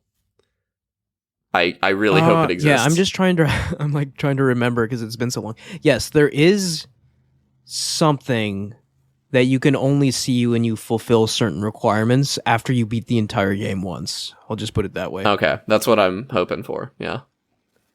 It doesn't drastically change things though. So if that's what you're looking for, well. that might disappoint you, but That's okay. It is. I mean, it's like the first example of like is Housemarque AAA? I mean, I guess not really, but I guess they're sort of becoming that now. This they're bigger than ever, and Sony purchased them. So I guess III even this and Hitman Freelancer like back to back are roguelikes that are very AAA feeling, and that's just not something that I've ever seen. And they both are very good. Hitman Freelancer, I'm not going to talk about a ton because I already did, but that game slaps too. Oh yeah, that game's so incredible. I need to play it. Like all I've done is like watch NL play, and I was just like, this looks like one of the most fun games. It is extremely I've seen fun in recent memory, and I might be having more fun with Freelancer than I had with the main game of Hitman. Yeah, I believe it. Yeah. But like I'm just like inundated with games right now. It's just like too many things to play, so I just end up not playing anything. It's one of those things where I'm just like paralyzed by choice. Would you like to go next, Mike? Yeah, I had a nostalgia ping to play a game from like 2005. What game? Age of Empires 3. It had a definitive edition launch like 2020, and I've really been digging into the game. Isn't 4 out now? Yes, 4 is out, but it doesn't continue like the historical trend that 1 through 3 did. Like 1 was prehistory or ancient, 2 was medieval, 3 was in the colonial period, and then 4 goes back to medieval. Okay, interesting. That's what I was going to ask was like, I would have assumed that those were the kind of games where once the new one came out, you had very little reason to return to the old ones, but I'm wrong. No, you still do. You have a lot of reason to still play 2. Like 2 got a definitive edition and it's still played really heavily. Okay. I assume it's the same as like Civilization, where like enough of the mechanics are different to where you get like a unique experience. No, it's the same game. It's just the era that it's set in. Oh, yeah. Okay, I didn't know that. No one plays 1 anymore because it's a kind of set in like a really boring era. But 2 still gets a lot of play from a lot of people, strictly because of like its what whole era? theming. Medieval. Okay, then what's 3? 3 is 4? set during the age of colonialization, and 4 is back in so medieval again. Okay, interesting. I just really like I like 3. 3 is a lot of fun. And that's a hot take in itself, is that 3 is one of my favorite Age of Empires games because it really wasn't received well for a myriad of reasons. One? Yeah, it was colonial. Yeah. I could see why like medieval would be like a more colonial Age of Discovery kind of setting. Something. Yeah. It also had it has like a deck system where you choose decks of like materials that you can send from your home city back. Like it'll give you bonuses. One might give you a factory. It has a lot of weird mechanics that never made it into another Age of Empires game at all. And I really do enjoy it. Nice. I just don't have a lot to say. I haven't played any of these. I was gonna say Age of Empires has always been one of those franchises where like I need to get into this, but I just haven't had the opportunity to yet. They feel really impenetrable to me. They are, but I mean, like 2 has a very solid, or 3 has a solid story campaign, if I remember correctly. I don't know. It's been literal decades since I played through it. I've just been going into skirmish and having fun, like I don't know, colonializing. I don't know, like if you've played strategy games in a similar vein, like for example, like if I played Crusader Kings 3, will I have any difficulty with Age of Empires? Yes, it is. It's a real-time strategy game. Okay. Okay. So it's an RTS, so it's a little different in that vein. It is different in that vein. Like if you've played any other RTS, Age of Empires won't be that hard to pick up. But if you haven't touched an RTS before, it's difficult. I played a lot of RTSs in my formative years, so like picking it up again, it just feels all very familiar. I briefly got into them in high school, but I know really bad at them, so it didn't really. They have a learning curve. There's definitely Yeah. like a curve for RTS games. Like they're not easy to pick up, and I can understand like someone not being good at them, I am not good at them. but it's not too impenetrable of a series. Like it is very dumb fun if you just turn the AI down and play. Yeah. 2 is quite probably one of the more accessible ones, and 3 is also equally accessible. 1 I can't say much about because I don't remember much of 1, and I don't think it ever got a definitive edition release. Correct me if I'm wrong, but I don't think it did. I cannot correct you. Well, 1 might have been like, this is our first one, and then like they started like solidifying the concept in the subsequent games, right? So maybe it's just going to be one of those older, less good games. Yeah, I mean, got 1 had refined its with the later entries. pluses, but 1 had a lot of balancing issues that they kind of resolved with 2. Like priests in 1 were absolutely goofy. Yeah, I don't know. I still think I'm interested in this series. I do think I'll try it someday. It does. It's not a series that compels me to play them in order, though. I'll probably start with 4. Oh yeah, no, I'll you can probably just get play the latest 4. one. You'll get the whole experience. Yeah. They're not connected in any way. Yeah, I figured not. Yeah. Like 3's whole campaign plot revolved around like a secret society that's a vague XP of the Illuminati that you follow throughout 3 generations for 5 generations of people, and it goes from Europe to America to the Revolutionary War to now you're Native American to Like Assassin's Creed. yeah. just Like Assassin's Creed, yeah, it's literally the same thing. Or like, the Revolutionary War. True. But I didn't play that. I didn't play that, yeah. So it didn't happen. So, They're Amit, good. I take it you've probably been too busy to have any games to talk about. Yes, I do have one thing to briefly mention, but if you have something, you can go. No, I've already Connor. gone once. You go for it. So, yeah, I don't really have anything to report. I will say I have a PSVR 2, and I have Ooh. several PSVR 2 games. Oh, I very much look forward to. I have seen reviews. Linus Tech Tips. I saw Linus Tech Tips video, and he said it's just better than any PC VR. It's surprising, right? Because this thing was built for like a $500 console, but this thing absolutely goes to toe to toe with like cutting edge VR headsets. It's got foveated rendering. If they'd put foveated rendering in the PC so headsets. I've played very little of it as of right now. I expect I'll have more to say about it next week. But what I will say is that the foveated rendering is straight up magic. It is. Like- I watched it. I was watching the Linus Tech Tips video, and like you can tell where he's looking because it has like the social screen or whatever, Right. and he But, can't like, see it at all. Exactly. When you're in the Yeah. headset, it just looks like that all the time, just because of the way human eyes work. Yeah, right? and it's Like, just where you're- brilliant. And yeah. I've said it on the podcast. I said it in 2017, I think. I said, like, no, I didn't get my headset till 2018. But 2018, I said it like, yeah, I got my headset. The next headset I buy has to have foveated rendering. That's the next generation of VR. And it just, why has that not come to PC? Like, I don't know. and because there's just, that's a generational leap that the PC can't keep up with. And another thing I want to comment on is the eye tracking. Now I know eye track is tracking. I don't know, like it's not a new thing, right? Like VR headsets have done that in the past. Yeah, I think they usually use like Tobii stuff for it. I don't know. Okay. The eye tracking is pretty magical too, as someone who hasn't really experienced it either, right? Like being able to control menus with just your eyes feels like I'm I psychic haven't or even something. seen that.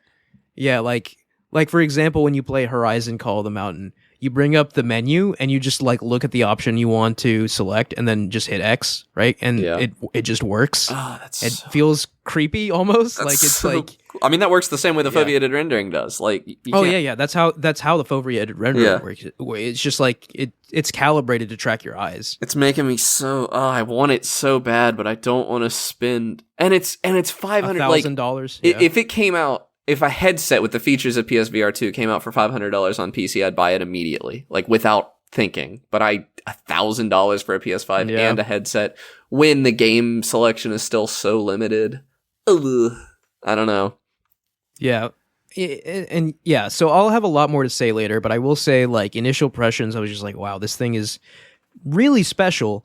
Still getting very motion sick anytime I move, but I think that's a me Have problem. you played Horizon?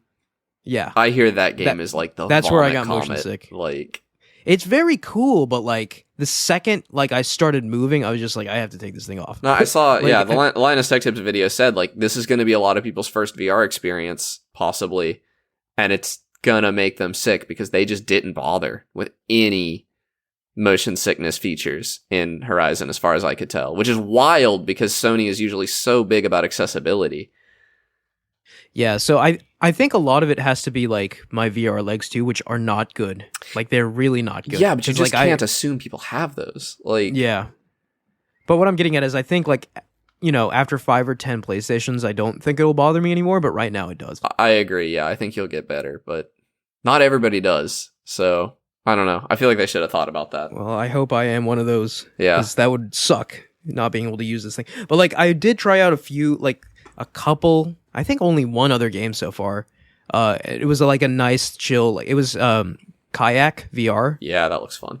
which is just kind of neat, right? Like if you've ever been kayaking, like it's a very relaxing, well, it depends on the kind of kayaking you do, but like It's in this game, it's good vibes. yeah.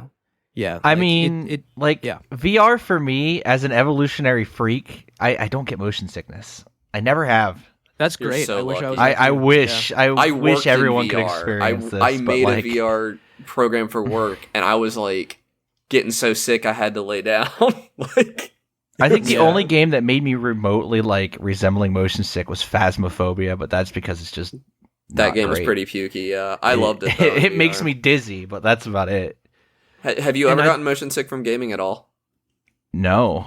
Oh my god, me That's and great. an ex-girlfriend of mine, we played The Witness, and that game doesn't Oh, have yeah. a reticle, and this was a common problem. We played it for like 3 or 4 hours or something, and like I just looked over her and I was like, I don't feel good, and she was like really bad too, and we just like we were done, we were out, we were down for the count, like we couldn't do anything the rest of the day because we had just like it snuck up on us. We got so sick. Like I think my problem more with VR was like trying to reason my spatial positioning and make sure I can stand properly than like Yeah. getting actually sick to my stomach or a headache or anything. Yeah, I mean, like, I hope I get over it. Like, You might. it would suck to be one of those people who It's- like never get over It's it. very rare, I think, to never get over it, but I am very prone to motion sickness though, and that's what makes me worry. me too. I get car sick But, so like- easy. Do you have Gran 'Cause, Turismo? like, I don't really. I do, yeah, and I haven't that tried that it yet. probably And won't I make you motion sick because cockpits hear in VR generally don't. Gran Turismo is the, and I haven't tried it yet, but I hear Gran Turismo is the killer app. I gotta hear about Like, it. Yeah, I've had some people describe it as a Mario 64 moment. I've had a heel turn. like- I've turned into a bit of a car guy lately, and I kind of want to see Gran Really? Turismo VR. Yeah, a little bit. Yeah, this game. If you're a car guy, let me just put it this way: if you're a car person, Gran Turismo VR will fulfill all of your hopes and dreams. Like, because like not only are you like driving these cars in VR, you can do the VR showroom where you're just presented with the car. That sounds like so cool. life size, Yeah. and you can walk around and look at every element of it, like inside and out, above, below it. Like you can literally just look at like a Lamborghini or a Ferrari or whatever nice car you're into. You could, so like, yeah, this game was tailor made for car nuts. But like, yeah, everything I've seen about the impressions for this game are that like this is a transformative VR experience. Yeah. So I'm really excited to try it out. And I kind of wish I had like a steering wheel or something. Yeah, but, like, it would be way cooler with a wheel than a Yeah. controller.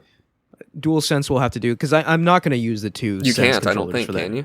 Oh, okay, yeah. I don't mean- think you I can. don't It know. doesn't have enough buttons. I don't think. Sense controllers are cool, by the way. Yeah, Very they look cool. I hear I hear that there were a few things about the PSVR that like it was clearly designed with Japanese people in mind. Like if you Yeah, have they're big small. hands, if you have a big head, Yeah. stuff doesn't work so well. But So the adjustability of the headset is cool, right? Because like it does the thing with the PSVR 1 where like you can like stretch out the band. Yeah. So if you have a bigger head, it should accommodate that.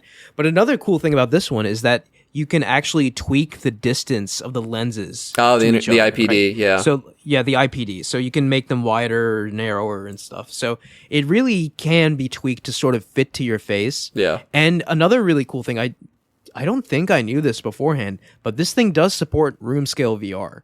Oh yeah, I knew that. So- Yeah, and it's So you can yeah. straight up just like paint your area and like walk around it, which is really So neat. it now has feature parity with like PC It's feature commercial parity with ones, PC headsets. Yeah. Yeah. It's not quite. I don't think it has the finger tracking that the Valve Index The Valve has. Index does. So So it can track your like index finger and your middle finger because your middle finger rests on like the button. So, on like, the the inside. Quest but is it two. like capacitive or is it pressing a I button? don't. It's not pressing a button. It's Okay. capacitive. Okay, then But, it's like, pretty it's better close. than the Quest 2, What I was but gonna not say as is good like as beyond those two fingers, I don't think it really tracks like your other fingers. Yeah, because the Valve Knuckles you can like completely let go and stuff, and that's pretty cool. I don't know how necessary that is, but I don't know.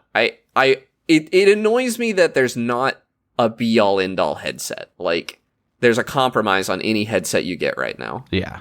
and that Yeah. sucks. But And I mean, like, all things considered, right? Like, VR is still an emerging technology, right? Yeah. Like, we're still sort of like in the phase of like rapid improvement. So also, it's I'm OLED. excited to see where we end up. Yeah, it's an OLED screen. I think it's and the that's, first OLED VR headset, I think so. Yeah. So the colors really pop. and it supports HDR. Oh, Supports HDR. ooh, baby. Colors are very. Yeah, no, very PSVR 2 is the vibrant. one to beat right now for sure.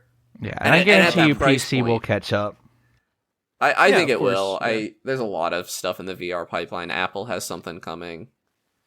We'll see. Ooh. You know, Apple Meta themselves will probably. Meta's backing out of metaverse stuff a little bit. They're backing out a little bit from what Well, I've read. I don't have a let's source hope- for that. Let's Never hope mind. so. But Well, I don't know. Like, I still think, like, as a company, like, they literally changed their name to Meta, right? Like, so, like, that's pretty indicative of where they want to go in the future. yeah, So, but yeah, PSVR 2, like, again, I've only played, like, a little bit, like, probably less than half an hour total at this point. that's so but sad. Is that what you're doing after but- this? Nah. we'll see. Yeah, Yeah. I want to. I'm just Yeah. scared of the motion sickness, but I need to get over it. I just need to get over it. You know what you should? So here's what you do. You need to get some like ginger ale or some ginger tea or something. I love me some ginger ale. And like seriously, and like maybe even like I'm not a big essential oils guy, but some like any stuff like that actually does help with nausea, different scents and like Yeah. drinks and stuff. And I think I just need to dive into it, and I will at some point this week, Yeah. maybe even tonight. yeah, but I do seriously have a ginger beverage available for you because that helps a ton. Yeah, that's It's a hot good tip idea. on our hot take episode. Yeah, Yeah. and Actually, I it's guess literally a the- pro tip because I was a pro. It is a pro tip. One thing I do want to mention as well is that the pass through is really neat. It looked good. Yeah. Like it's all black and white, which I wasn't it's expecting. 3D though, but like, right? yeah, everything looks very clear. Yeah. Like you can legit like pick up your phone, read messages and stuff. Like it's Yeah, it's better than the It's not a Quest 2's problem. pass through. Do the controllers attach to your hand or are you holding them? you're holding them. Okay. So like they have straps, right? Okay, but But it's like not what's like really cool is that they have like self-tightening straps, which I don't think they had to like go that hard, Yeah, but really. like they did. That's cool. Which is like really neat. So you just like grab it and you like pull it out. Like you don't have to use your other hand, you just like pull. But you're and just it, like letting it dangle if you want to check your phone or something. Yeah, Yeah. yeah. Okay. But yeah, overall, I'm excited to really dive into this thing. Like the only, I guess, complaint I'd have is maybe audio, right? Like, because if you can use your headphones, like your nice headphones, but then it just comes a bit much, right? You've got something on your face, got something on your head, and like personally, I just don't like. I don't know. Like a lot of people probably aren't bothered by this, but I don't like having too much stuff on my face. No, right? I Like, agree. I think they like, want you even to back use the when I Sony used to headphones have- too. Yeah, the headphones, the earbuds work just fine, right? And it's really nice because there's actually like a little indent in the headset itself, Yeah. so you can put them to rest there when you're not using them, But don't they which is have like which is neat. special PS5 headphones? Like I mean, I think so. Any headphones will do, right? Because like the Tempest audio, the 3D audio thing is like on the software side and not the headphone side. Yeah. But yeah, like the earbuds they gave you, they're fine, right? They're not gonna blow you away, but they do the job. Yeah. But yeah, like I think I saw that Sony was developing earbuds as well, like dedicated PlayStation earbuds. Yeah. That could be a cool thing that maybe would up the audio quality a bit, but like Yeah, especially if they're wireless, yeah. But yeah, the other cool thing is like you can just play this thing with the TV turned off, which like sounds pretty obvious when you say it, but like when I first like discovered that seemed kind of weird, right? Like you don't even have to have the TV on. You could just like You can save those OLED screens. pop in this thing, yeah. So that's cool. I don't know. Yeah, It's I want a- to try it's it. a I'll have neat- to swing by and try it sometime. it's a neat thing, yeah. I'm going to be finding myself So- out that way a little bit in the coming months. Yeah, for sure. All right. Well, I was gonna just mention that for like a minute, but that went on for like 20 I minutes. got so- one more I gotta talk about. I know we're Okay. going super long. No, you're but good. You're good. Kerbal Space Program 2 came out. Ooh. Yeah, you were kind of disappointed, right? Like, what happened there? Kerbal Space Program 2 came out at $50. Kerbal Space Uh-huh. Program 1 is currently $40. Kerbal Space Program 2 So much. does not have feature parity with Kerbal Space Program 1, which is not a That's not a problem good look. necessarily for me. It's an early access release, and I would have been okay paying $50 for a decently performant, better physics engine that just had most of KSP1. Like, but that is not what we got. The performance is atrocious. Even on my PC, I'm getting like 20 FPS during launches on fairly small crafts. And they were promising they were saying that you were going to be able to build like 1,000 part crafts. And I'm talking like 100 part crafts that are like lagging really badly. And I was even okay with that. I was like, okay, but once I get into space, the performance is fine. I never build particularly big ships anyway. So I'm just doing a pretty bog standard moon landing, something I've done not 1,000 times, but I think I even did it on the podcast. Like it's something I've done so many times that it's just kind of routine for me. But I just wanted to see, I wanted to try the new parts, try the new stuff, and the new features are cool. Like there's new parts, better graphics, like a tutorial actually that like teaches some pretty complicated concept in a way that like I think young people are going to be able to understand and like really get into rocket science through this. But I cannot stress enough how bad this game is right now. I landed on the moon. I realized I did not have I did an Apollo style landing, which is to say I left part of the ship in orbit around the moon and I landed part of it on the moon. And I realized I wasn't going to have enough fuel on that part to get back into orbit. So I went and I was going to build another rocket to go up and refuel that part, which was like an interesting mission, kind of fun. When I got there, the lander had fallen through the moon, like, and just fallen, like, Oh man. through the ground. And I tried to fly it back up. I was like, reload a save, fly it back up. And it collided with the ground on the way back up. And I just like, you can't, like, this was an hour of work I'd put in at this point. Like, you can't just, the physics in your physics sandbox have to work. So I was very frustrated. I turned it off. I came back to it the next day. This time I was like, okay, maybe it was too complicated to like have problems and fix it later. So I'm like, all right, I'm going to recalculate the fuel. And I at this point, I discovered how I got the fuel wrong. It has what's called a delta V calculator. Delta V stands for change in velocity, which is saying essentially how much you can change the velocity of your rocket with the fuel you have in it right now. That feature does not work at all. I was using it to try to help me. It's one of the new features that I thought was really cool, and I was using it to calculate how much I would need. The number that it says, as far as I can tell, is completely random and has no bearing on your rocket. So that's why I messed up. And so I'm like, okay, I won't use this. I'll eyeball it like I used to eyeball it in Kerbal Space Program 1. And so I get a ship into orbit, and I get another lander on the moon. This time the lander has plenty of fuel to get back up, and I look, and the part of the ship I had left in orbit around the moon had just suddenly and randomly lost its velocity relative to the moon completely and fallen out of the sky and crashed. I had no input on that, and that's not like some random physics thing I don't know. Like, something in a stable orbit stays in a stable orbit. Like, the game is just so broken it is unplayable. I cannot believe that they sell it like this.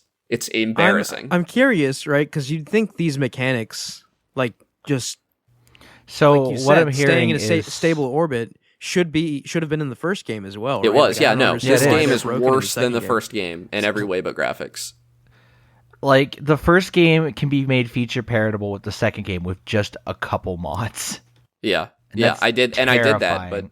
yeah, and I just don't understand think why Kerbal Space Program. base- I think it'll get better. Of course it'll get better, but like, why would basic features that worked in the first game that Yeah. are supposed to be the same in the second game be broken? Like, it's I that just doesn't really don't make sense to me. I just don't understand. Like, how did they have to have known that these bugs were in the game? Why? And it has to be. They're owned by Take-Two now, so it had to be. That's why. Yeah, They it told had them to be put the game out. publishers doing it. Yeah.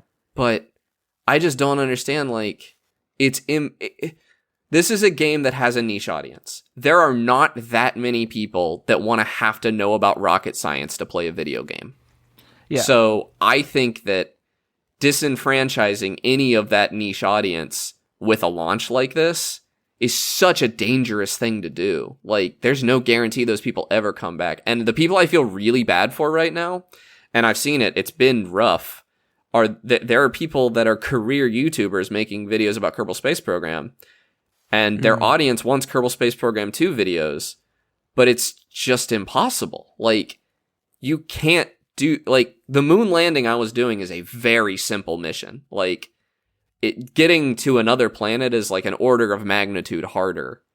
And that's not even to begin doing like some of the crazy stuff people were able to do in the first game.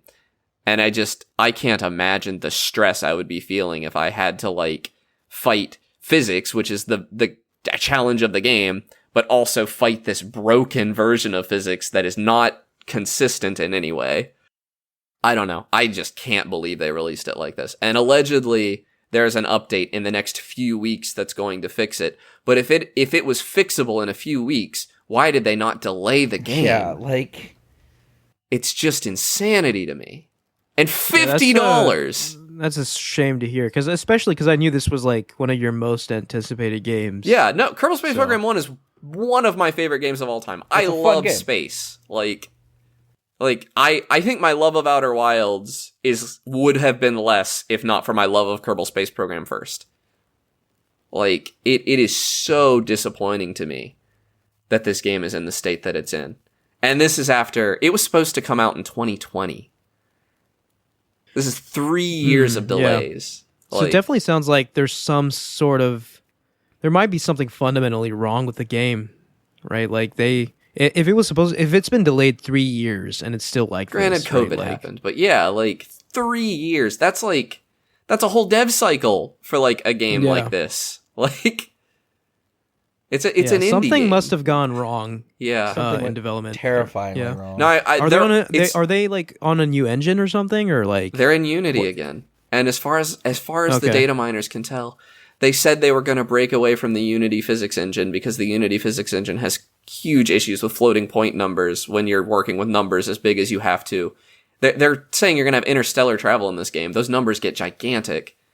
So they said they didn't write their own physics as far as the data miners can tell. I'm not ready to like say one way or another on that. They claim that the game is in the state it's in because they didn't want to do a release like this. They wanted to finish everything at once. So they've worked a little bit on everything.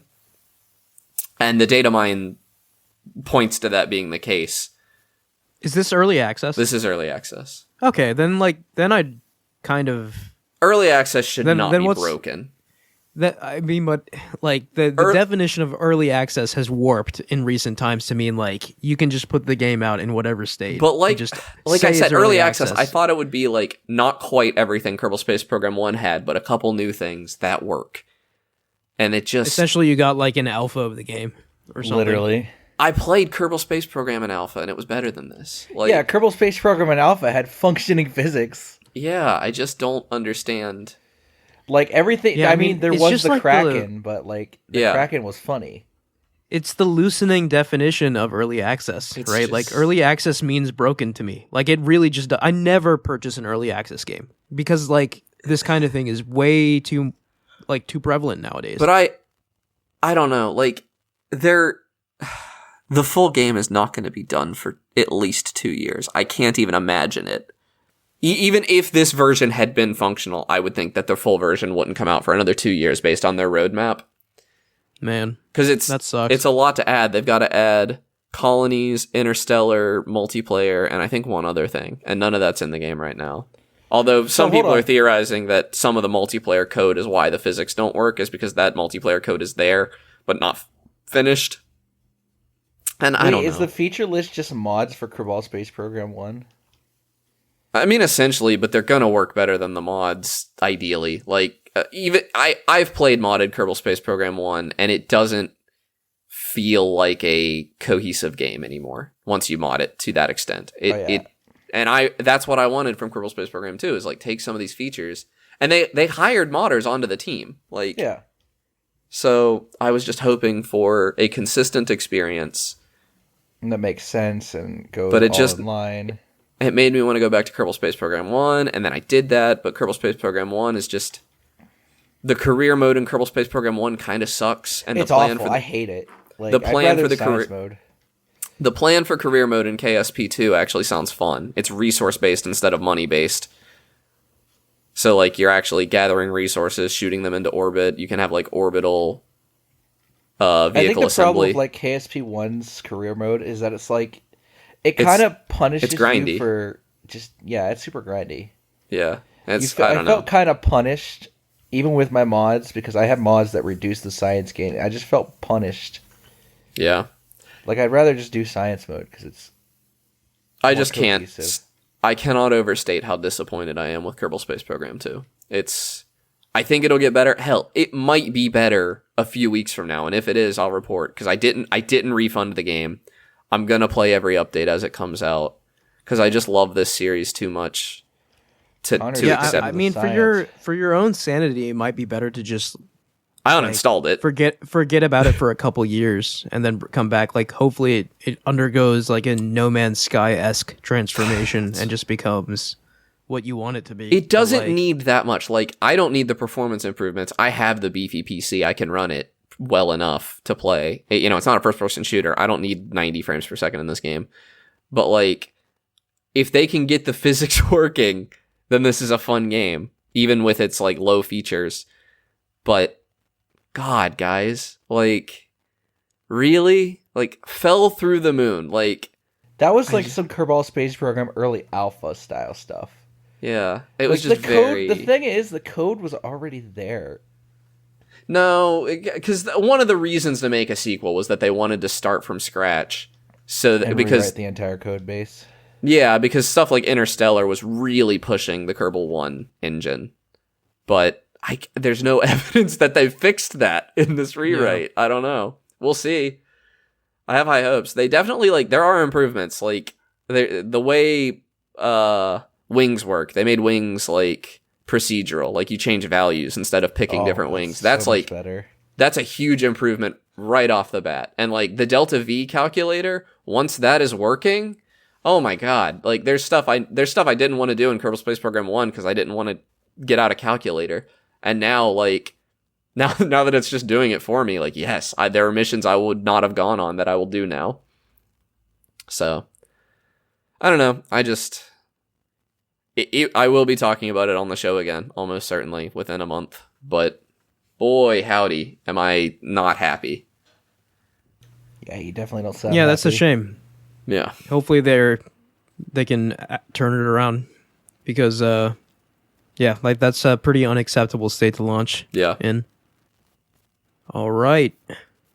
I think that is going to do it for us this week. So by the time this episode comes out, I will be... next Wednesday. By the time this episode comes out, I will be in Japan. Oh my gosh. So, are you going to... Hold on. Yeah, so I'm taking like a... I thought you knew this, Connor. I probably do, yeah. Like a... 2-week-ish vacation, and I'm going to be in Japan for a lot of it. So I'm excited to come back with stories of my travels, and I'm sure a lot of them will be video game related. Are you going to see the Luffy statue? I don't know what I'm going to see. Where's the Luffy statue? I don't know where it is. You would know. Yeah. If you find the Luffy statue, we should make it the image for the next release. I mean, I might go to Super Nintendo World, and that could be cool. Yeah. But obviously Japan. very intrinsically tied with gaming. So Yeah. Have fun, dude. That'll be exciting. yeah, so I do kind of want to regale some of my tales when I come back. Yeah, definitely. I do think there will be time. So this episode will release next Wednesday. Before I leave next Wednesday. So next week there is time for one more episode. So what I'm saying here to everyone listening is that you're going to get this episode and then another episode and then another 2-week break. So I apologize for all the breaks. But after I come back from Japan, I don't foresee anything getting in our way. So fingers crossed it's more regular after that. Literally during our last break, I got COVID. And I'm like, I could still record. And then Em's Stuff like, happened. I'm still We busy. had a long break. Stuff happened. Yeah. I played a lot of video games. Like, I thought I was going to be the I reason we couldn't have was up recorded till, that Tuesday, but 2 or 3 a.m. every day, stressed out of my mind the past couple weeks. I broke in the Steam Deck for sure. I mentioned this on our Discord, but I retired. I played Hitman Freelancer for many hours in the waiting room of a hospital. Nobody's hurt. Like, it's fine. Mm-hmm. But I really I feel like that's one of the like really breaking in a Steam Deck for what it's getting your value out of it. Yeah, that's what it's for. Yeah. And like, man, there's just so much stuff I want to play. I want to play Wolong. I want to play Metroid Prime. Yeah, like, I didn't obviously talk about Wolong all the this week 'cause I wanna talk PSVR 2 about it with games. Yeah, so Wolong, yeah, like especially as a huge Neo fan, I was looking forward to it. I do hear that in some ways it's a step down from Neo, but like it should still be fantastic. It's Team Ninja. It's a Souls-like. It's got that fast-paced combat. So Isn't I'm it looking supposed to be forward similar it. to Sekiro, or am I just making that up? There's similarities. Like, it has parrying but- a lot. Like, parrying is huge in it. But I think it in the same way. I guess Neo is similar to Sekiro, but like I haven't played Neo Neo. also had way more like the combat in Neo was probably the most in-depth combat I've ever played in a game. Like, you're not going to think that about this game. It was insane. Yeah, that's what I heard, and it's weird because I played the demo for Wolong. And supposedly the demo was way harder and had more mechanics. So I think they stripped stuff out after they got feedback. And that's not unusual for Team Ninja. Like for Neo 2 and now Wolong, like their demos, like the demo prior to release, ended up being way different from the actual gameplay. So they're prone to make radical changes based off feedback from a demo, which is kind of interesting. Yeah. I don't think a lot of companies I'm still do early, that. but Wolong is really easy. I have not had... the first That's boss really gave me trouble, but disappointing, everything yeah. else has been a cakewalk. Man. Okay. So unlike Neo 2, Neo 2 is like insanely hard, man. No, Like, Wolong is. Yeah. Wolong feels like... kind of like... It weirdly reminds me of... Well, I don't want to get it. I don't want to get Yeah, too we into can get before into you it play next. Yeah. Well, yeah. Next time, man, like if I find time to play it, Yeah. what am I supposed to do? Play VR or Wolong? I don't know. I'll figure it out. But, first world problems, right? Not really. Yeah. Too many excellent video games to play. No. And how am I supposed to play them before I go to Japan? Yeah, before sorry. I go on my I'm awesome not being- vacation. I'm not being very relatable right now. So on that note, thank you all for listening. You can follow us at @podcast Game Talk on Twitter. Please like, rate, and review us on Apple Podcasts, Spotify, SoundCloud, etc. Click the link in the description of the podcast to join our Discord and talk to us there. Thank you, Connor and Mike. Yeah, see you guys next week. See you next week.